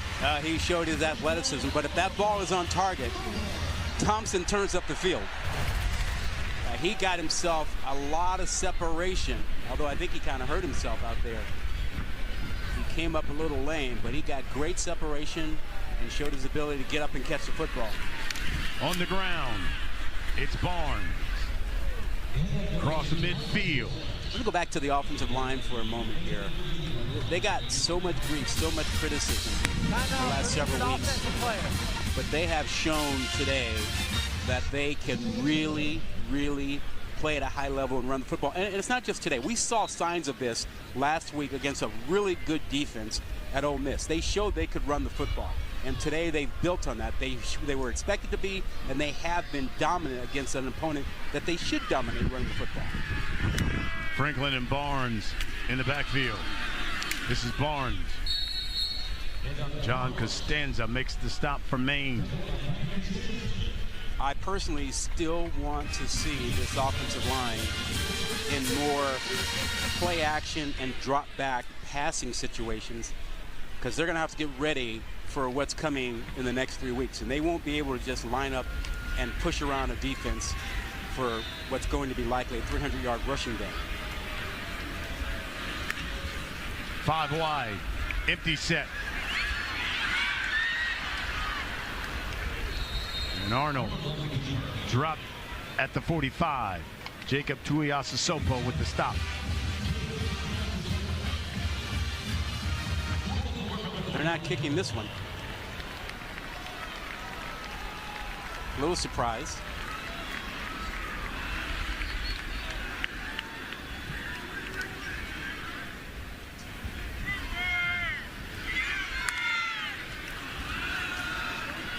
Again through the air. And again, a first down to J.J. Hester. Hester's having himself a day. He had the 90-yard touchdown catch and run in the first half. Comes right back with another catch here. 6'4", 203 pounds. Fifth-year senior out of Tulsa, Oklahoma. Transfer from Missouri. They need him to play like this the remainder of the season. He's got a career high 112 yards receiving. Barnes plows forward for a couple.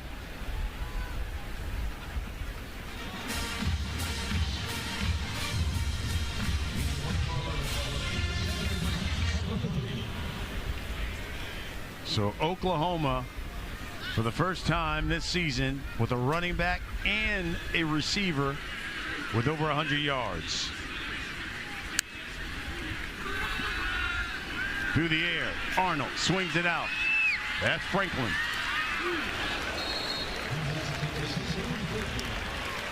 Out of bounds at the 24, and looks like we've got a Maine player down who made the hit. Timeout for an injured defensive player.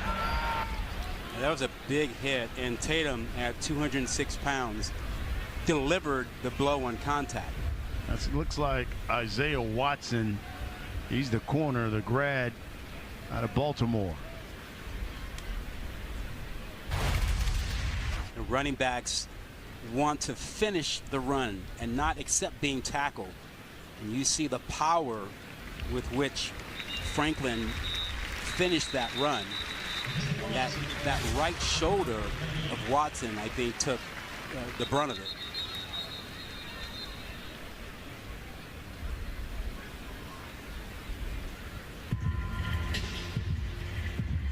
You know, when it comes to tackling, you don't want to receive. You want to hit. You want to hit back. Right? That time, Watson was receiving it, and it was Franklin who was delivering the blow. 3rd and 3. Franklin again. That's a first down. He's inside the 20. Oklahoma getting some reps for some of the 2nd and 3rd stringers. Franklin showing what he can do after Tatum and Barnes have carried the ball most of the way today. Franklin's the redshirt junior, the transfer out of Tennessee Martin. He's more of the speed guy. We talk about their running backs. Here's Arnold. Blocker out in front. And he's run out of bounds at the 9. Can I be nitpicky for a moment? I don't want to run him now. I mean, the game is in hand. I don't want my quarterback of today and my quarterback for the rest of the season to take any hits he doesn't have to. There's no reason to have the quarterback run game operating right now and have him take more hits, in my opinion. Well, here's Javante Barnes. He's a yard away from 200.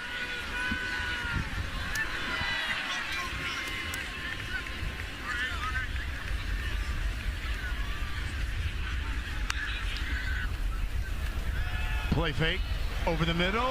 Tip, but caught. Touchdown, Caden Helms. No catches on the season and his first career touchdown. Good for him. And what an adjustment Helms made on that ball. As you mentioned, it was tipped, so he was expecting the ball in one spot, and then when it got tipped, he had to adjust and reach back for it and came up with it.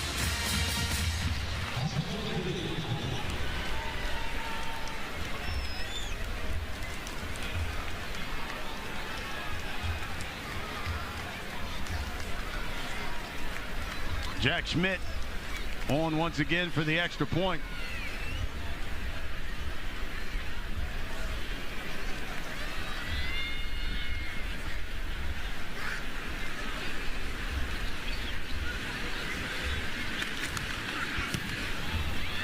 Jackson Arnold now with 2 touchdown passes through the air. He also has 1 on the ground as well. Well, Jackson Arnold right off the bat knew where he wanted to go with this football, and it was Helms all the way. And Helms had to adjust to the tip ball. He does a nice job of it. Good effort that time by Couchman, the weak side linebacker, coming right up the middle, getting his hands up. Not enough to knock it down. How do you rate that celebration? On a scale of 10, you get that what? 7? Yeah. 6.5? Yeah, around there. Yeah. Oklahoma now with touchdowns on their last 5 drives.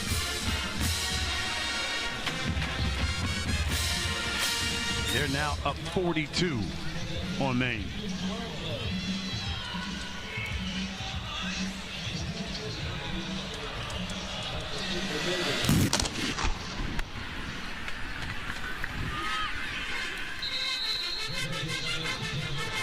Down to the field. Here's Lauren. All right, guys, so you score.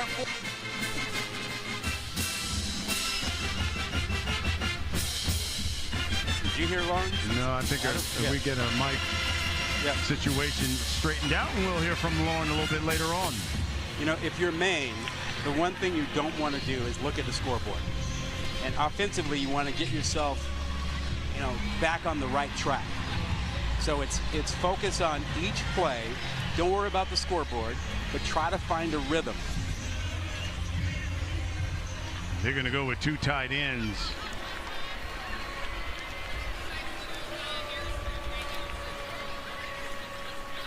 And this is Tavion Banks. Tavion maybe a yard. This is a very difficult defensive line to run the football against. Dominic Williams is as good as you will find inside at 6'1", 312 pounds. You get Jaden Jackson, who's hardly talked about very much, but he is a freshman just playing outstanding football. He's been incredibly consistent. Watching him on tape, it was hard not to notice him. He's a true freshman. Maine has had just 3 first downs since that first drive. This is Nick Laughlin. Now, this is a defensive line that has been dominant today, even without Ethan Downs, playing on the edge. Downs, who is the starter at one defensive end, was scratched from the lineup just before game time. Had back spasm. Yeah. And Caden Willard has stepped in. We've seen the depth of this defensive line today. A lot of different players in there, but same result. They've been shutting down any rushing attack by the Black Bears.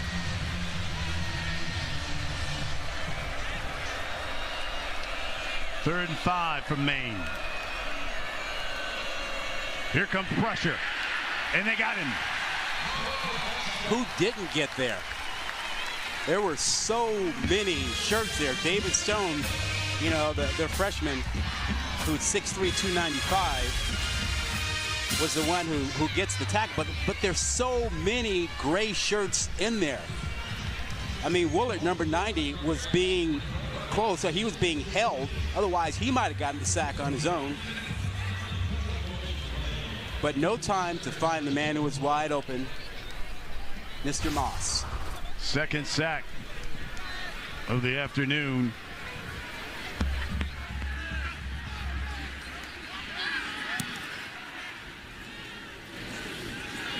Bowen from his own 37. Bowen up the gut. Bowen's got one man to meet. Bowen brought down at the 15, but a flag is down.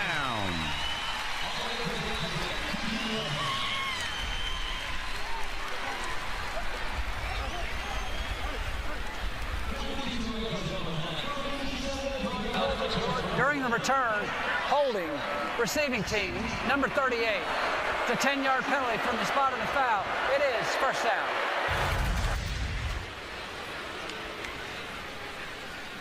Right in the middle of the screen, blocking, actually holding on number 50 for Maine. Easy call for the officials.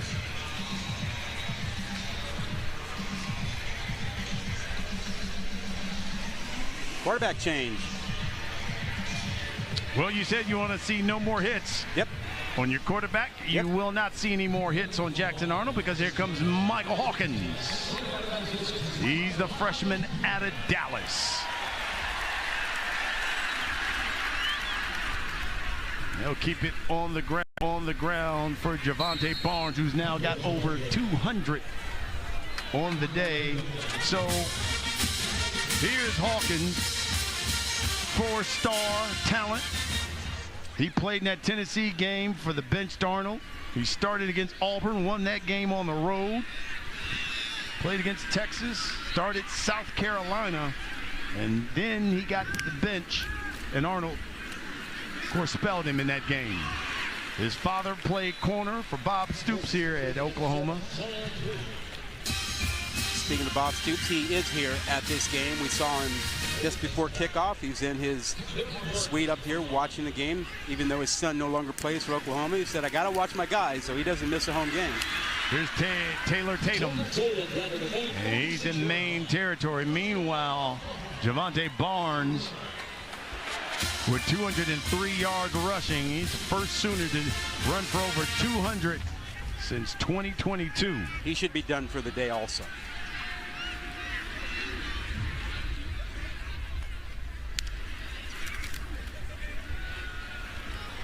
And Hawkins will take off. One of the best young dual threat quarterbacks. So that raises the question about handling the delicate quarterback position going forward. If you're Brent Venables, you have Arnold is your guy, But Hawkins has played a couple games this year, and he's got great talent, great potential. And how do you manage that going forward without losing one of these two quarterbacks to the transfer portal?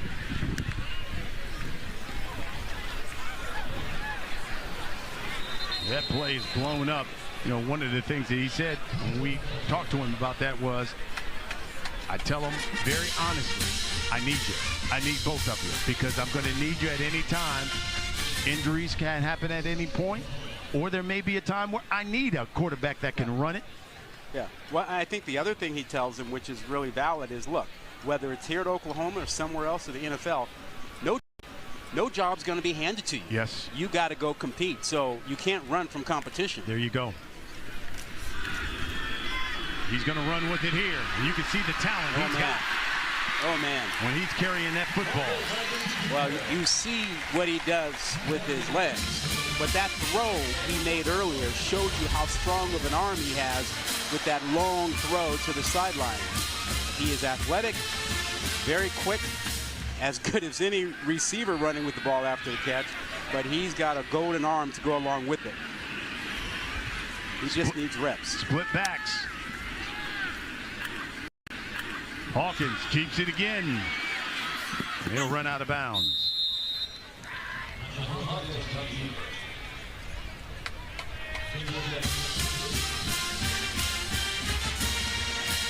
He has a younger brother, Malik. They're basically 1 year apart, a little bit more than that. And he's a 4-star. He committed to Oklahoma as a defensive back. That might help the theory of his brother Michael, the quarterback here, sticking around Oklahoma.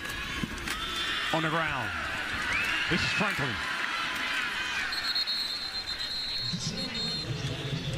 This is all going the right way for Oklahoma. That's a combination of an offensive line giving you really good blocking, and then the running back doing his job of getting more out of the play than what was blocked for. And that will be the final play of the third quarter. So we go to the fourth quarter now. And it's Oklahoma up 49-7 on Maine. The fourth. And we are back here at Oklahoma. It is 49-7. The crowd's still in it. We're still in it. We still got energy. Hey, you're talking about the two quarterbacks, Michael Hawkins now in the football game. But how do you prepare two quarterbacks? How do you keep them in this? And Brett Venables told us, look, you prepare them with the suit of honor when they come in here. You tell them that you fail in front of the world. There's going to be expectations. There's going to be people. There's going to be criticism. But you got to get them that suit of armor and prepare them for the criticism that's going to come as they play this type of football at this level and get them both ready to go. Next man up when it's their time. Well, especially in this day and age of social media. I mean, and you know, they're hearing a lot of people. They get things from students. They're getting things from agents. They're getting things from all kinds of people talking in their ear. And top quarterbacks, we know from the data over the last several years that more than half of the top quarterbacks that are recruited transfer. That's because they all want to play. They want to be the guy. And you get a couple of top quarterbacks here at Oklahoma, that's an issue you'll have to address going forward, not just this season, but the offseason as well. Hawkins spins, keeps it, flag. Oh, and he takes a lick at the foul. But bounces up. That's what happens when you're young and you're a freshman. Kenneth Cooper. Holding. Offense, number 18.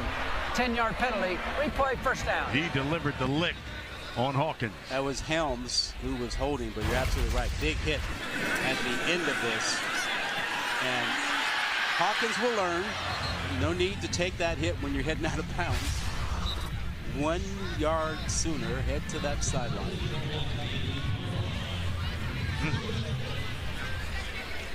Yeah, that look is painful as you would expect. Backs him up to the 19, still first and goal.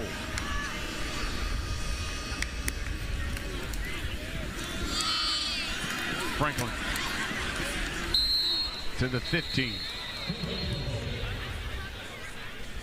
And the same vibe goes for the defense of Maine, just like the offense. Don't worry about the scoreboard. Think about each play, playing your best, getting a stop. You cannot let the score dictate your energy level, or your focus on the field. You do that, you know, you're lost this play. You cannot let that happen.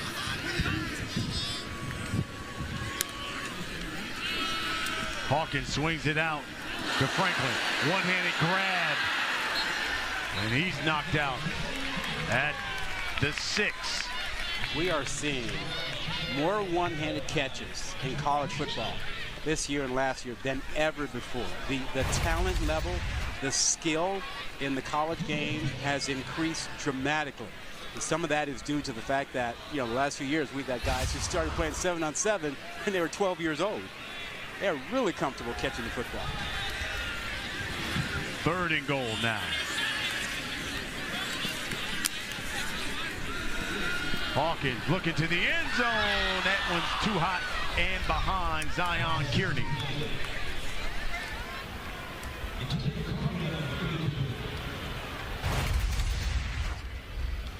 Hawkins staring it down. Kind of a interesting kind of finish to his throw. Kind of jumped with that. Instead of striding into it, he had plenty of room to step into that throw. Instead, he kind of jumped and let it go. So here's Jack Schmidt. This one will be from 24 yards out.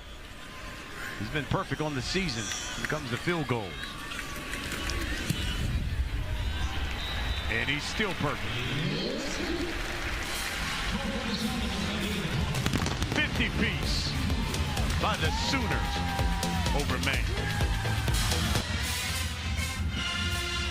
There's the interim offensive coordinator there with the beard, Joe John Finley. Take a look at what Oklahoma's done in the first 4 SEC games compared to what they've done here the past 2 weeks, Rod. Well, if he's auditioning, you'd have to say the audition is going very well. Last week, you saw the improvement with the rushing attack. They still had trouble protecting the quarterback. Today, the rushing attack has really shown up. So, 2 weeks, if you want improvement, you've seen the improvement. We'll see where this goes the next couple of weeks, but I'd say that Joe John Finley is off to a good start as the OC. Let me ask you this.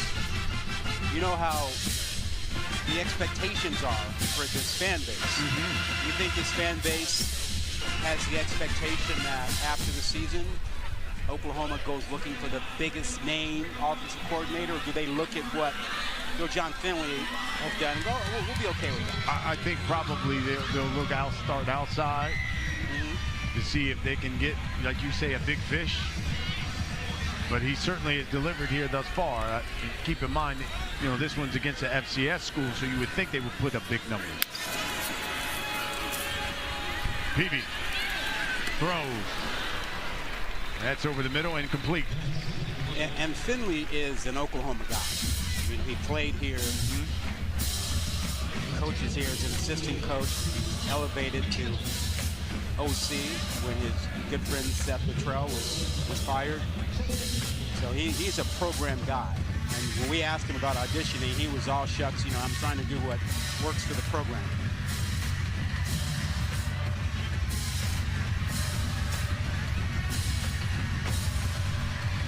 But I'm with you. I'm really interested to see how this new offense does, especially with the games coming up. Martin spinning for maybe a yard. Down to the field, and here's Lauren. Yeah, guys, I love what you're talking about there. Joe John Finley talking about changing the way people look at the offense right now. That was the big goal coming into this football game. Want you to look at our offense as these guys are out here playing like maniacs, playing harder than any college football team. He said he played here, that's how they played. He wants it to be seen the same way and wants it to be fun. Because guess what? More success comes when you have fun. Well, I think that's right, Jimmy, but I don't think fans are going to come away with that feeling. They're going to wait and see next week and the week after that. 2nd and 10, there's a first down. Joe Gillette makes the catch, and Joe Gillette, haven't mentioned him much at all today, but what a story. He's the graduate senior out of Ohio. The young man who's battled Hodgkin's lymphoma twice. A couple of battles with chemo, radiation. He also had a stem cell transplant, and yet still playing. His mother, unfortunately, passed away of cancer this past March. He has been such a leader and inspiration for this Maine football squad. Maine takes its first time out of the half. Well, we have the utmost respect and admiration for him and how he inspires others. I mean, you know, we're guys up here in the booth who've been through that. We know the battle that he's gone through, and what he's done has just been phenomenal. He is an inspiration for the team. We'll be back.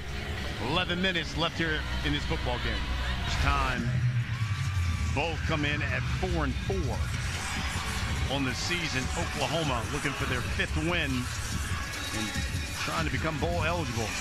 You know, this game is no reflection on what Maine can do for the remainder of their season. You know, they've already knocked off a couple of ranked FCS teams. They have the ability to win a number of games throughout the remainder of November. They go with the end around. Trevor Ewing spinning. And he's got a first down for the Black Bears. Thinking about Carter Peavy, the quarterback who came over from Mercer, grew up in Georgia, played college ball in Georgia, and decided for an extra year he was going to move on over to Maine. Can you imagine going from nice, warm Georgia to spending a winter in Maine? Yeah, how about that? He did that. He did that. Got married in December. Honey, we're moving to Maine. Fake the end around. Throwing downfield. Looking. And caught. A grab. Joe Gillette. Wow. What concentration. What a grab. They nickname him the Jet, and that's why. He was draped in coverage. It didn't matter. Focus, concentration, and a perfectly thrown ball by Peavy. He's one of the leaders for what he's battled to stay onto the field, but when he's on it, he delivers for him. 3 tight ends here for the Black Bears. 1st and goal from the 5. He beat Jacob Johnson on that long throw. End around, Laughlin, jet sweep, touchdown. The redshirt freshman with his first career TD.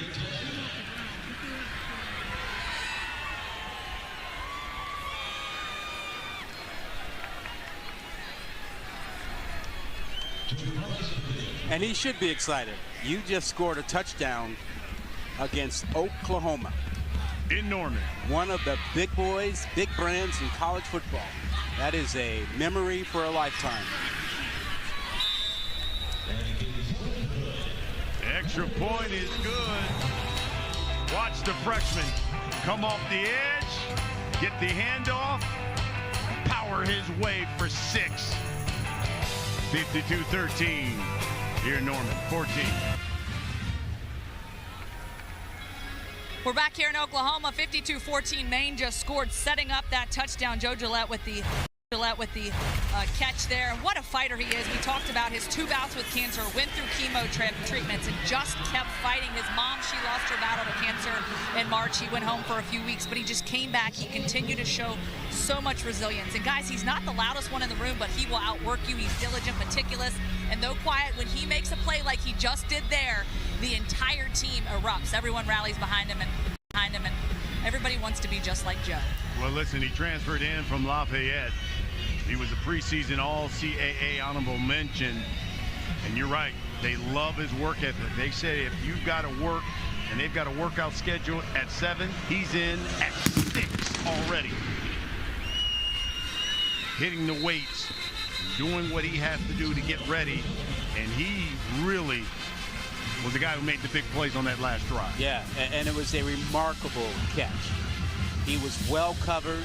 The concentration while he had a defensive back on his back, he still went up and pulled that ball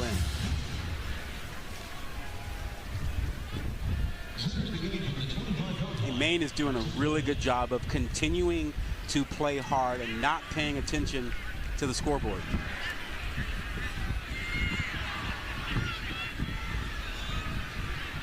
Xavier Robinson, one of the running backs now for Hawkins. And Hawkins looking to air it out. And overshoots his receiver. Yeah, he's going to learn that with a guy on the outside with that kind of speed, you have to give him a chance. You're better off underthrowing it than overthrowing it. You overthrow this, and you got no chance of getting that ball to him. You have to give him a chance. Zion Reagan's gone. Wasn't fast enough to catch up with that one. He's only 150 pounds, but Reagan can run. Robinson. Reagan's, talk about fast. He runs a 10.37 100 meters. Has been timed in the 40 at 4.23. That's Randy Moss territory. Hey, that brother's running. Do it again. Send him again. Absolutely. 9 minutes left. That's a first down by Xavier Robinson. 9-yard pickup. I still think, and this is not pouring on points, in my opinion. I do think that it's still early enough in the game where you need to get these receivers, some work. Because what's happening the next 3 weeks is going to be pretty serious for Oklahoma.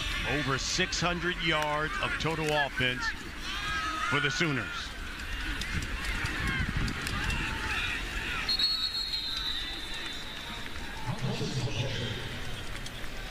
Hard to believe that at one point this was a 7-0 game for Maine. It's like Maine fans, I hope you took a picture of that scoreboard at that point. Well, it was 7-7 at the end of the first quarter. Yeah. And since then, Oklahoma has taken Maine to the woodshed.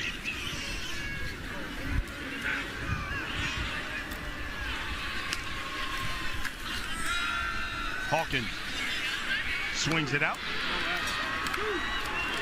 Robinson. Inside the 15. He just ran through that tackle. You need to see nothing else except the way he runs through the tackle. You are not going to tackle me. Get out of my way. Timeout. Before the snap, Maine calls it second timeout of the half. 30-second timeout.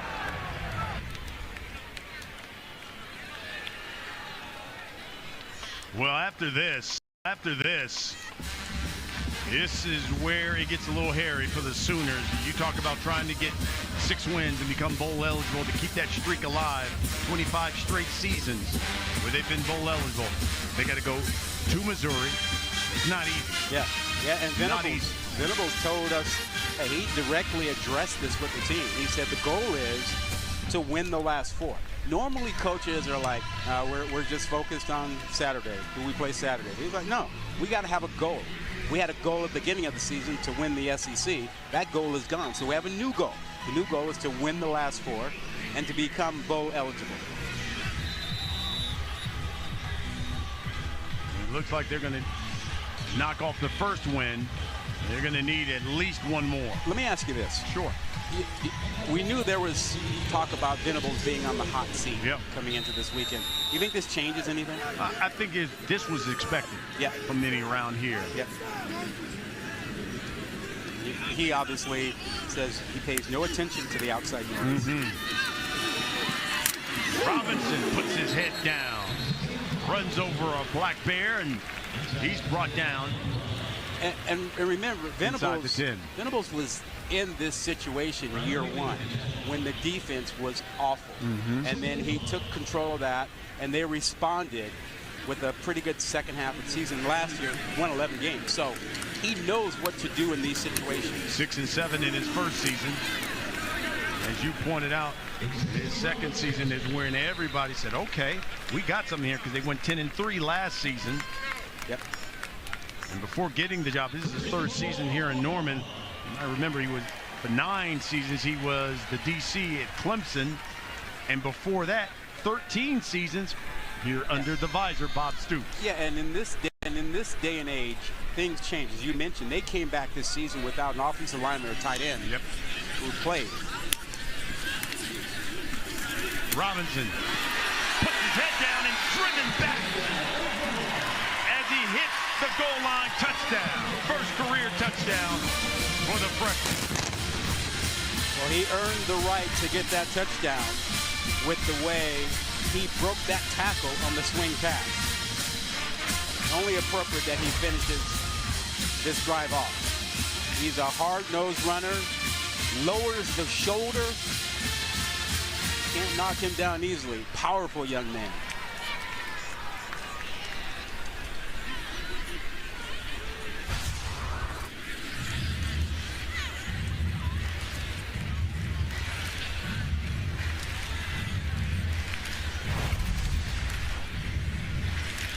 Take another look just to review, as they do with all scores.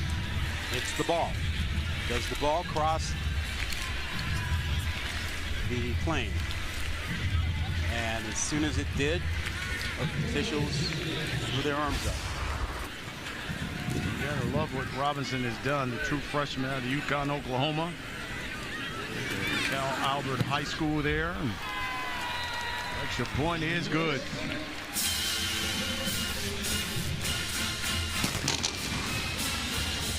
.59 now 14 Oklahoma. If you're Oklahoma, everything you wanted, hoped to achieve in this game has happened. Outside of the opening drive, your starting defense played really well. Your offense showed the ability to run the football. Your offensive line, which had been in flux much of the season and had been exploited, 19 sacks in the last two games. Your offensive line played better today. You ran the ball as you should have against an FCS opponent. You're building confidence, and look what your rushing attack did today. If this doesn't build your confidence, which is what you need going into this 3-week stretch of SEC tough games, I don't know what would. They got to feel better. And how about 6 rushing touchdowns today? Had just 7 rushing touchdowns on the season coming into this game.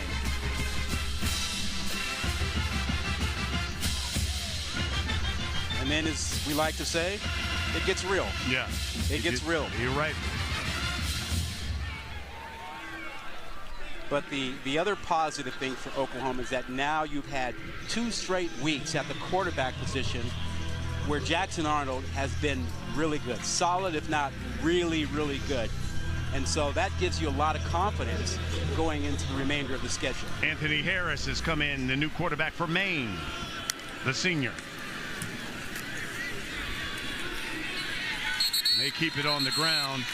Harris out of Pennsylvania. He's been in the program since 2000, so he's been in the program for 4 years now and knows it very well. He gets his opportunity.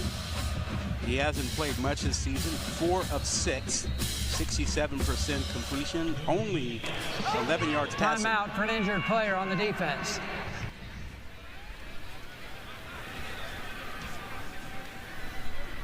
Injured Sooner.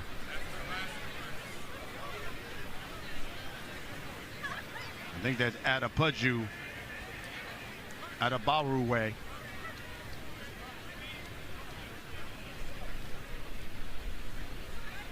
They call him PJ, and he, with a little help, is going to limp off.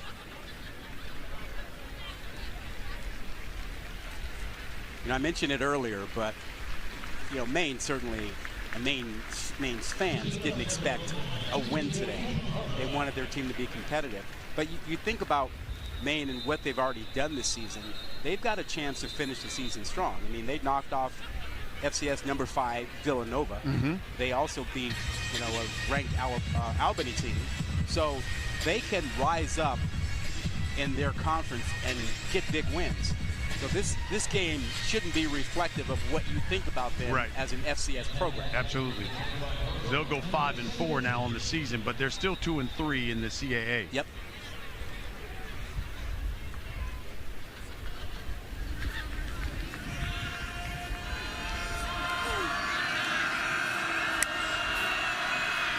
Harris throwing, and that's complete.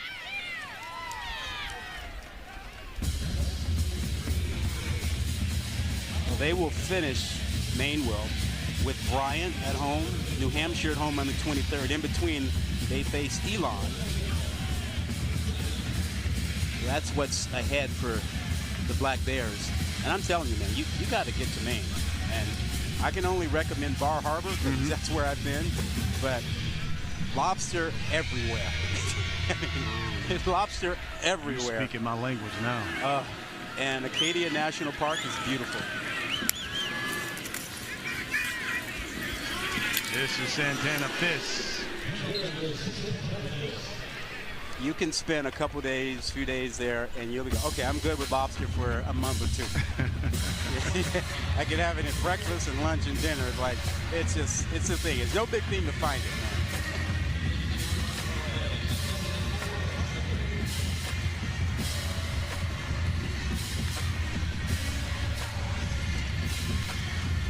You got me fiending for a lobster roll right about now. Yeah. Man, all I'm thinking about. Mention that. And you know, you do it without the mayonnaise. Just do the straight one, a little butter on the roll. You're good. Okay. You're good to go.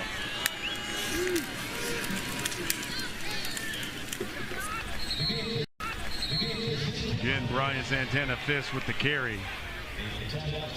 We're now 4 minutes left.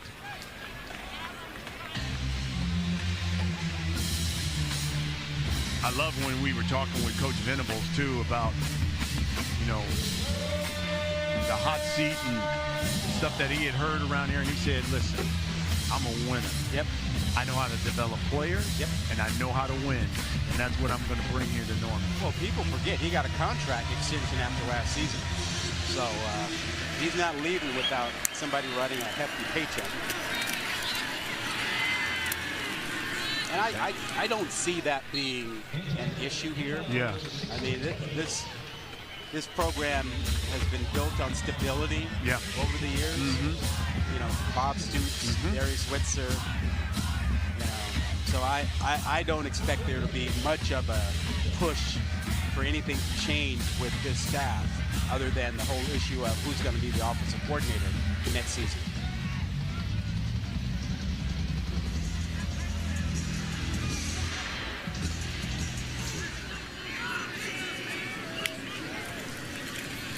Harris again through the air and sacked. Third sack of the night for Oklahoma. Devon Sears comes up with that one. Yeah, only the third sack, but there's been pressure all day. And Sears is a fifth-year senior out of Detroit, Michigan. Transfer from Texas State. Timeout, Oklahoma. Their second of the half. 30 seconds, timeout. You know, we talked about Montego Moss, the son of Randy Moss, and how important he's been to the offense for Maine. Oklahoma did a tremendous job of shutting him down today. And part of that was because of what the front did with the pressure on Peavy most of the day. But the back end did its job too. You know, this was a day when Ross was held to, 2 receptions. And he was the team leader. He's the guy who's their difference maker. And there weren't many opportunities to get the ball to him.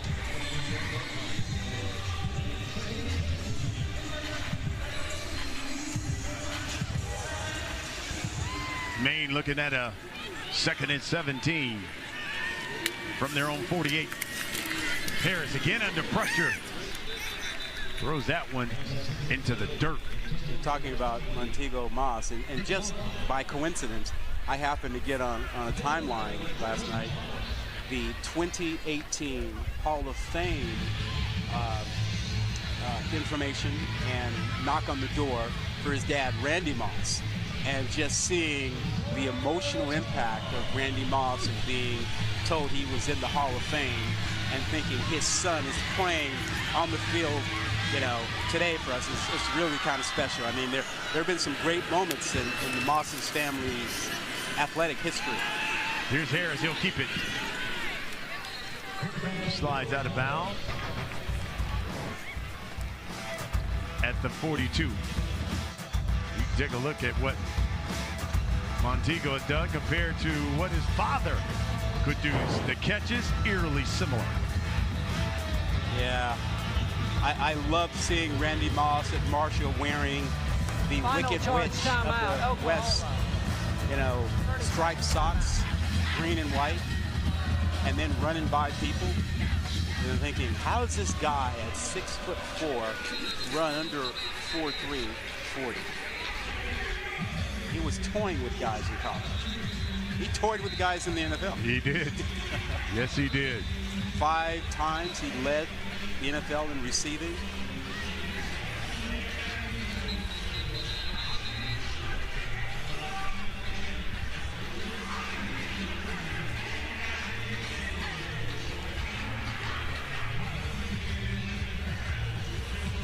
Fourth and 7. Coming here from Maine. Final 2 minutes of the game.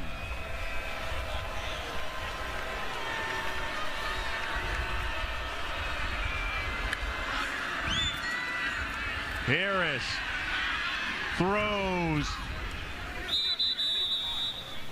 And that's going to be right at the line to gain. And a first down, it should be from Maine. Yeah, and at the 2-minute timeout. 2-minute timeout. 1:58 left in this one. Oklahoma on their way to victory.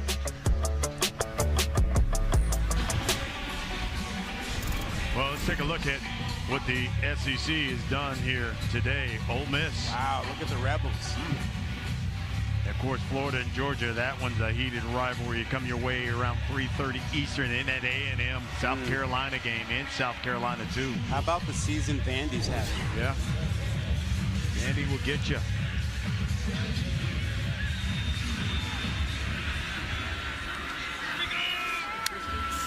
His first down. Oof. That's Simon Sadler. Gets the carry.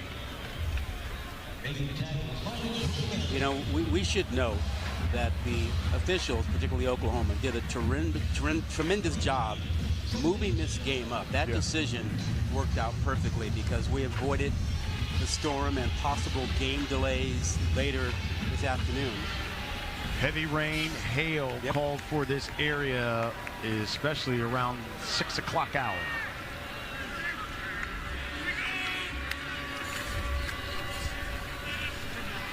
Harris hit as he throws it and picked off.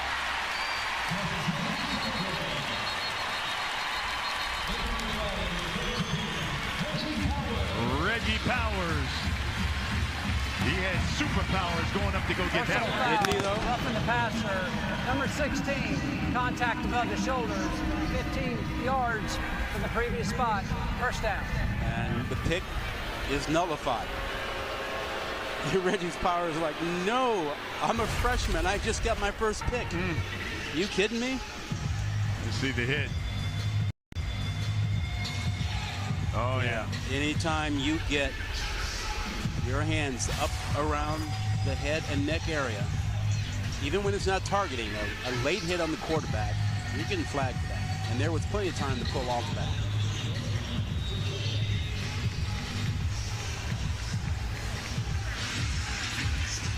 So 1st and 10 from Maine. The drive continues.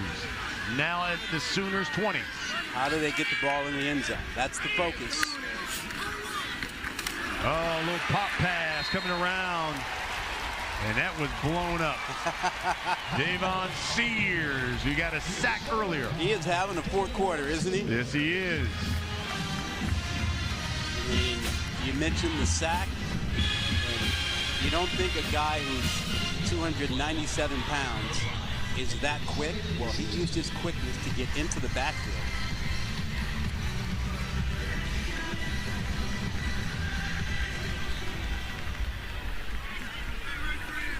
This might be the last play.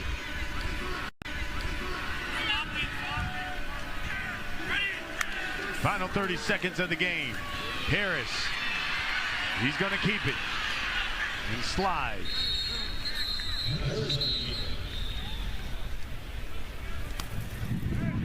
Maine takes their final timeout of the half. 30-second timeout. That's not going to go well in this stadium. Well, here's the thing. There's sort of the gentleman's agreement that, hey, you run out the clock, no problem. You start calling timeouts and try to get that last score, well, now we're free defensively to take our shots.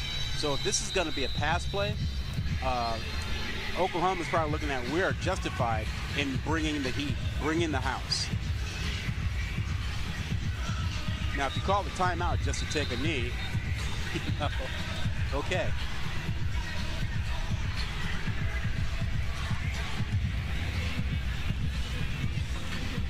Oklahoma will go to 5-4. Maine will drop to 4-5 on the season.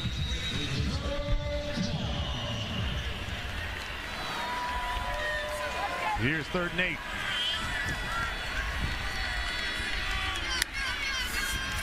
And they're going to go to the end zone, and that's incomplete.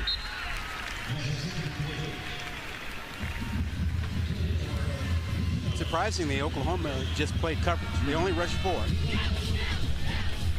Didn't get after the quarterback. Last shot for Maine. And this throw has to be into the end zone.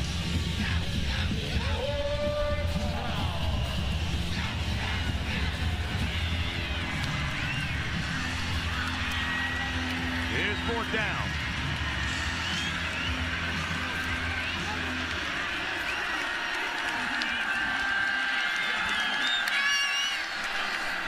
Harris throwing. That's complete. Ewing. Inside the 10. They may not be able to get another playoff. It's going to take a scramble here. See if they clock it. Yep. They will.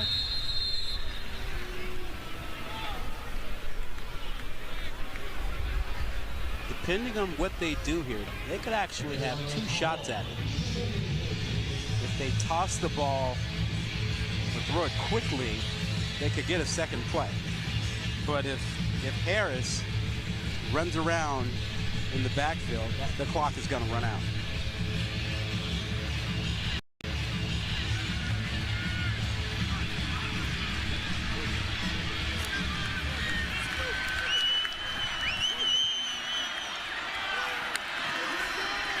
Harris throwing for the end zone, incomplete. He was looking.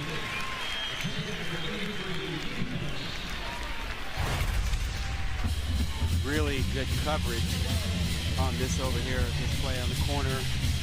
That left arm around the waist is fine.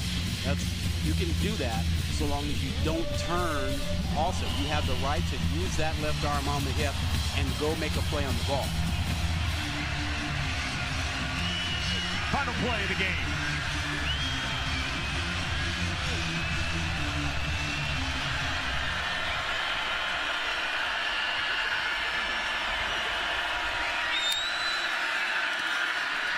Harris flush. Throws incomplete. And that's it. Oklahoma. 665 total yards of offense, 381 come on the ground, 6 rushing touchdowns.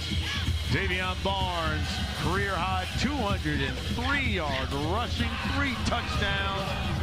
Oklahoma now 10-0 against FCS program. They accomplished exactly what they wanted to today. They got some positive reinforcement on the offense, ran the football, got their quarterback Arnold going.